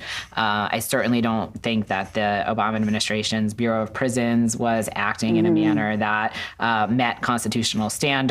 So I think it's important to honor all that he did do, but not sort of glorify the last 8 years as if they were perfect when so many people in the community were struggling and targeted and dying. Genesit Gutierrez is an undocumented trans activist organizing for La Familia, trans queer liberation movement. She made national headlines for confronting President Obama over the cruel treatment of trans immigrants in ICE detention. Tell me about the hostile environment at these centers. There are a lot of human rights violations taking place inside immigrant detention facilities throughout the country. It's been well documented that the moment they are being held by ICE, right, the torture begins. Like, for instance, the misgendering, the humiliation, the harassment. There's been cases of physical and sexual abuse that takes place inside these facilities by other people in detention, and including some ICE officials. So already many of our sisters are escaping a lot of the violence, the rejection by loved ones, right? The family that doesn't really embrace or understand our identity, the issues that we are dealing with. So it's really heartbreaking to see how undocumented trans women have to be put in these cages to be subject to so much abuse. For the trans community, especially at times for their own safety, right, quote unquote safety, they put them in solitary confinement to protect them, right? But we know that also solitary confinement, it's also another type of torture that once you get put into this place, it's really, it does have a toll on your mind and your well-being. Are there any statistics about how many trans undocumented people there are living in this country? In reality, we have, it's estimated to be at least over 160,000 undocumented LGBTQ people, but we don't really have a specific number of undocumented trans women across the nation. However, we do know that at least since Familia has been working on ending the trans detention campaign, we've been able to track down that at one point at the very beginning, right, when we started to put pressure here in Santa Ana, California, because the city jail has a specific section for LGBTQ people that they call it the LGBT pod, where a lot of the people inside these cages are undocumented trans women. It was estimated that at least about 65 to 70 undocumented trans women were in a detention facility. Something that we need to think as a community: how do we make sure that we keep track of these individuals? How do we make sure that we are taking care of them, that they also don't feel left out, especially under this new current administration? Documented or not, abuse from state institutions is just one danger they face. 2016, the transgender community was hit heavily with trans murder, perhaps one of the highest we've had on record. Those are the ones that we know, right? This is not counting those who go unreported or attempt suicides or suicides. So in 2016, we had at least 26 trans murder, and the majority of them were Black trans women. Every year in the United States, dozens of trans people are murdered in hate crimes. Countless more are attacked. Can you talk about this hidden reality here? Yeah, I think one of the things that we often lose sight of, because so much attention about trans people is focused on the ways in which we're targeted by legislation, focusing on restrooms or focusing on sort of how scared other people are of us, is the fact that trans people are actually the ones being targeted so often, both by the government as well as by private individuals. And every year, the numbers of attacks on the trans community are rising. We're hearing about particularly trans women of color who are being murdered. Each year it's more, and a lot of this has to do with just cycles of violence that leave trans people more precariously situated, homeless, targets for police profiling, and all of these things contribute to the vulnerability both at the hands of people who are known to the individual and strangers as well.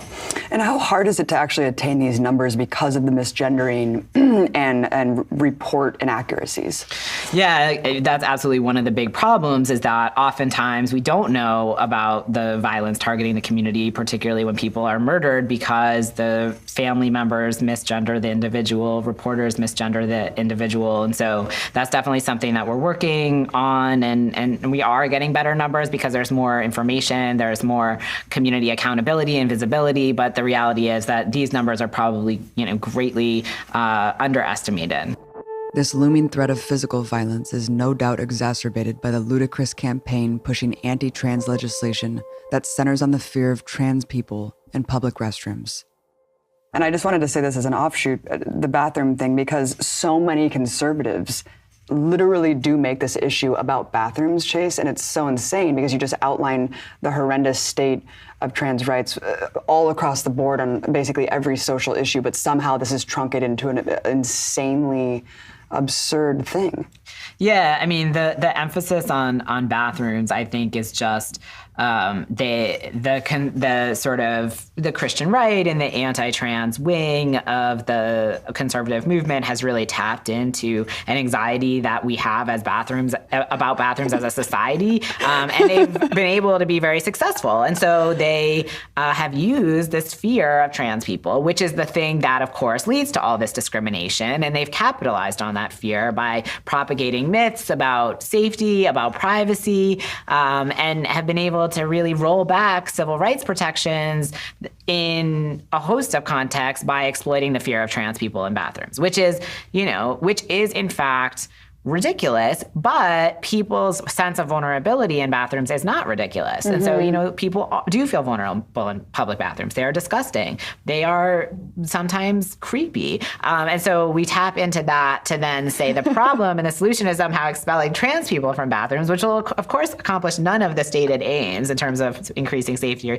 increasing privacy. But somehow that has become this rallying cry. And actually the conservative, proponents of these anti-trans bills have gained a lot of support. All you have to do is run a campaign on myths and fear, and that's been the way that the movement against trans people has been incredibly successful. And I think now we're going to see that in a sort of broader scale, attacking a lot of communities. And say, it's the same thing we saw with sort of the myth of voter fraud, fueling these voter ID laws, the myth of trans people being dangerous, fueling these anti-trans laws. And all you have to do is sort of tell a story that is scary to people, and then all of a sudden you have these repressive laws. And that's what we've seen at the state level, and I fear what we're going to see at the federal level too. It's fueled obviously the Christian right. We have a Christian supremacist now in one of the most powerful positions in the world, Vice President Mike Pence. Talk about the threats under this new administration. I mean, specifically just the evangelical wing.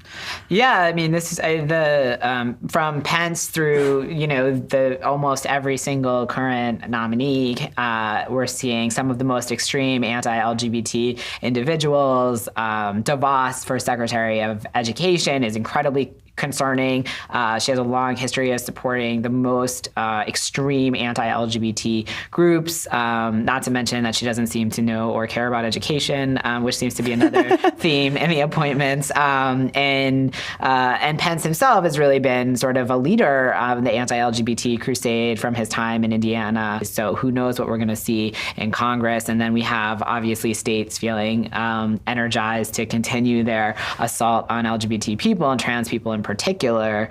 And we're seeing, too, a sort of emergence of what we saw in the anti-marriage context around religious beliefs about marriage and the investment in protecting people's rights to discriminate against people based on those religious beliefs. We're seeing a new sort of a new doctrine emerge about religious beliefs about trans people, and the idea that there's some moral or religious belief motivating a desire to discriminate against trans people that is somehow a belief that one sex can only ever be the sex they were born or the sex they were assigned at birth, and that has a theological basis, so that they just don't want LGBT people to exist. I mean, that is the solution for them. They believe in reparative therapy. They believe in converting people and repressing people and arguing in the trans context that actually it's actually just a delusion.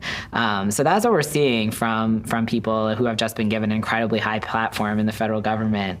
So it is a scary time. It is indeed, and let's talk really quickly about the conversion therapy, because that seems like something like shock therapy. Like, how the hell is this still a thing? And the fact that Mike Pence was actually trying to lobby for public funds to do so.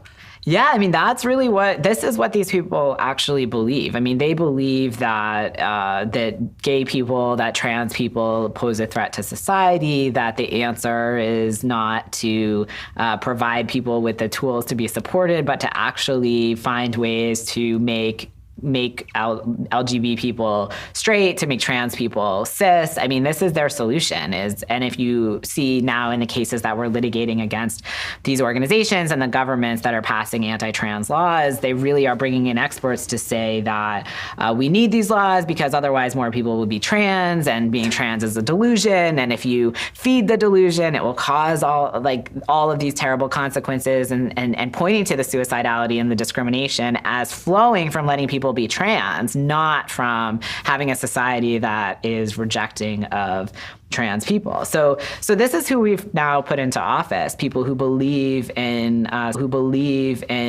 subjecting people to reparative therapy, people who believe that subjecting people to reparative therapy, people who believe that the solution is to stop young people from being able to live as their authentic selves. So I think we have a lot to fight back against and a lot to be concerned about. What are the fronts that we need to be organizing around best under the Trump administration?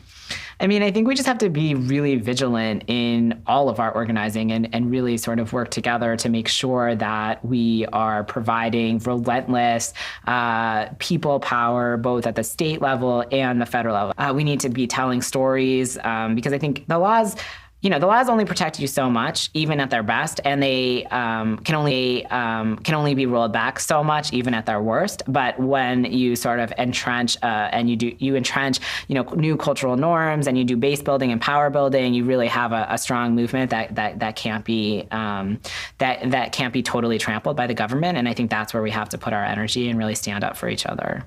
It's been like a roller coaster ride of emotions, and with all these executive orders back to back in a very short time, like that is something that they know what they're doing. They want to agitate people, they want to discourage people. It's really devastating. It angers me because, again, now they have the whole system, everything has been put in place. So now they're, the new administration with 45, I don't even want to mention his name, right? Because he's hurt so much our communities that now it's open, right? And he has made it very clear who the targets are, and that is communities of color. And that includes immigrant people, that includes the transgender community, trying to push us back and disappear our issues and struggles. And I'm glad that with all these hard feelings and emotions that many people are going through, people are really, some people for the first time are getting interested in joining the resistance, and that is the direction that we need to go. Why is it so important to connect the struggles of trans and undocumented people? This is a moment where it's so important to listen to those communities that are more marginalized, but also connect with other communities. And the way to move forward is essential to reach out to the Black community, to the Muslim community, to the LGBT community, all these other communities that have been attacked directly, openly. So this is the moment to really find ways to unite and come together and build a stronger resistance. And I do believe that. The viciously repressive atmosphere for LGBTQ people around the world is a relatively recent development in the long history of human society. As documented in contemporary anthropology, transgendered people are found to have not only existed, but been respected and revered. The birth of sexual and gender oppression coincides with the rise of class society, which brought the laws, state violence, and strict family codes to enforce the system of have and have-nots. Capitalism continues to profit off these methods, disproportionately affected, but they've also been on the front lines of resistance. With a vibrant legacy in the US, their names are absent from our textbooks, despite having played critical roles in our history. Now in the age of Trump and a renewed attack on the LGBTQ community, trans voices need not only be heard by Americans, but also followed.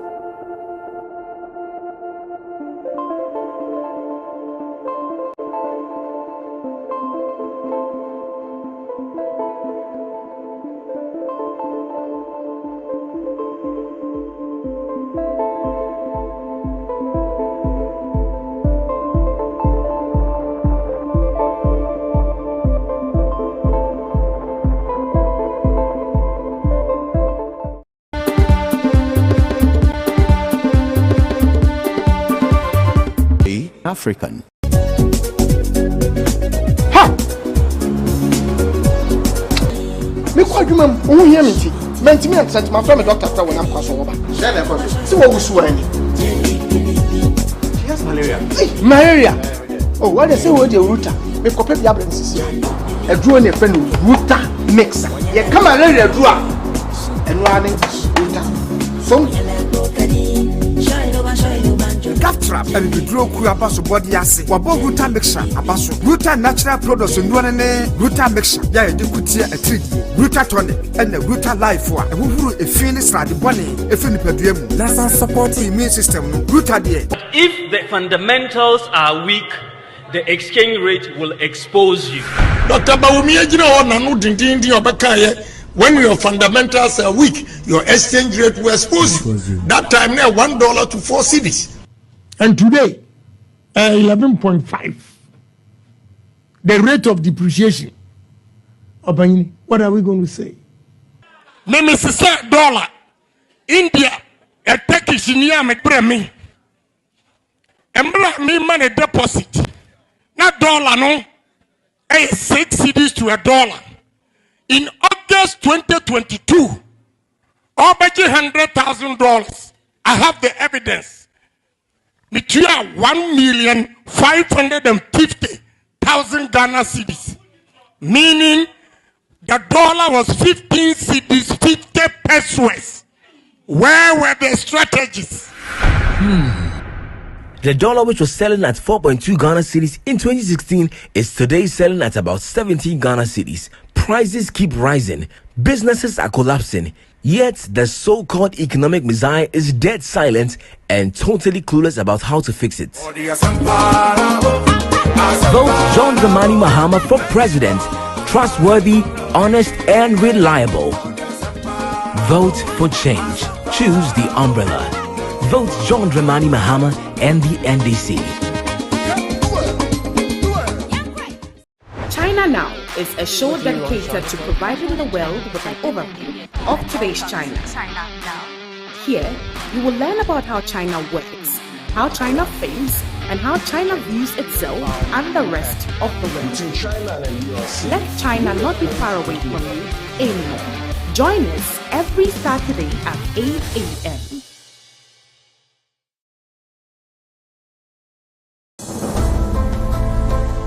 The law is pertinent to every aspect of our lives, and so lawyers must not be the backup plan for the rainy day only.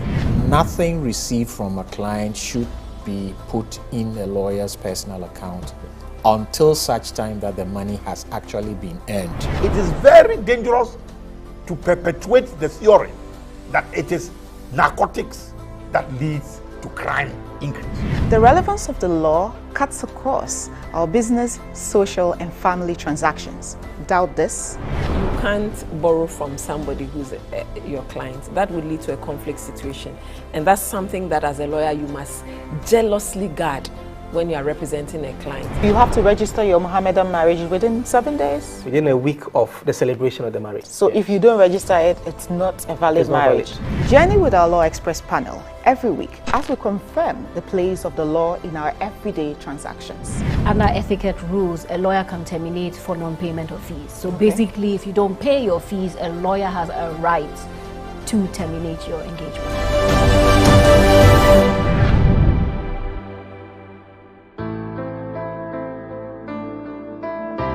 This is Swift Africa.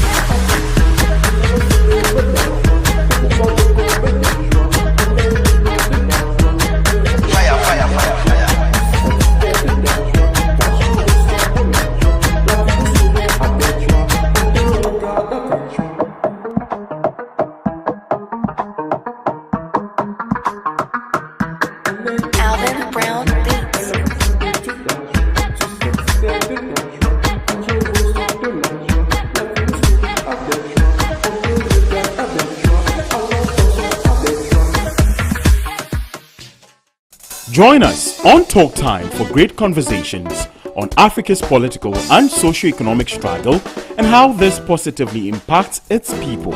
The show brings out the different dimensions of local and international issues. Talk Time with Kwesi Pratt Jr. airs on Saturdays at 8 p.m. with a repeat on Sundays at 8 p.m. only on Pan-African Television. Pan-African Television, truly African.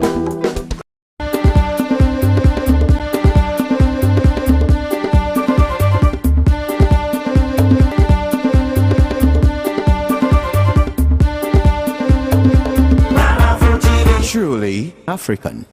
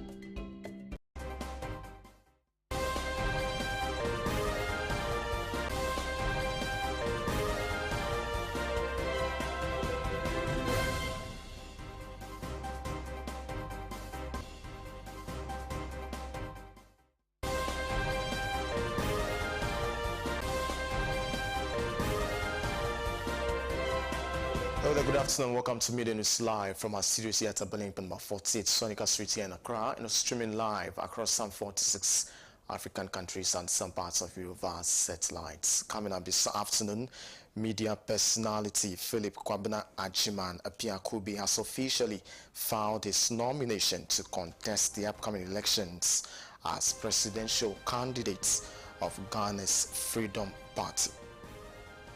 Now, still to come on election, flag bearer of the National Democratic Congress, John Dramani Mahama, has promised to construct a university in the Oti region as part of efforts of improving tertiary education in the country. And also coming up in this afternoon's bulletin, President Nadodan dedication to ethical practice. We have details of these and many other stories coming up in the next. 60 minutes. Please stay with me.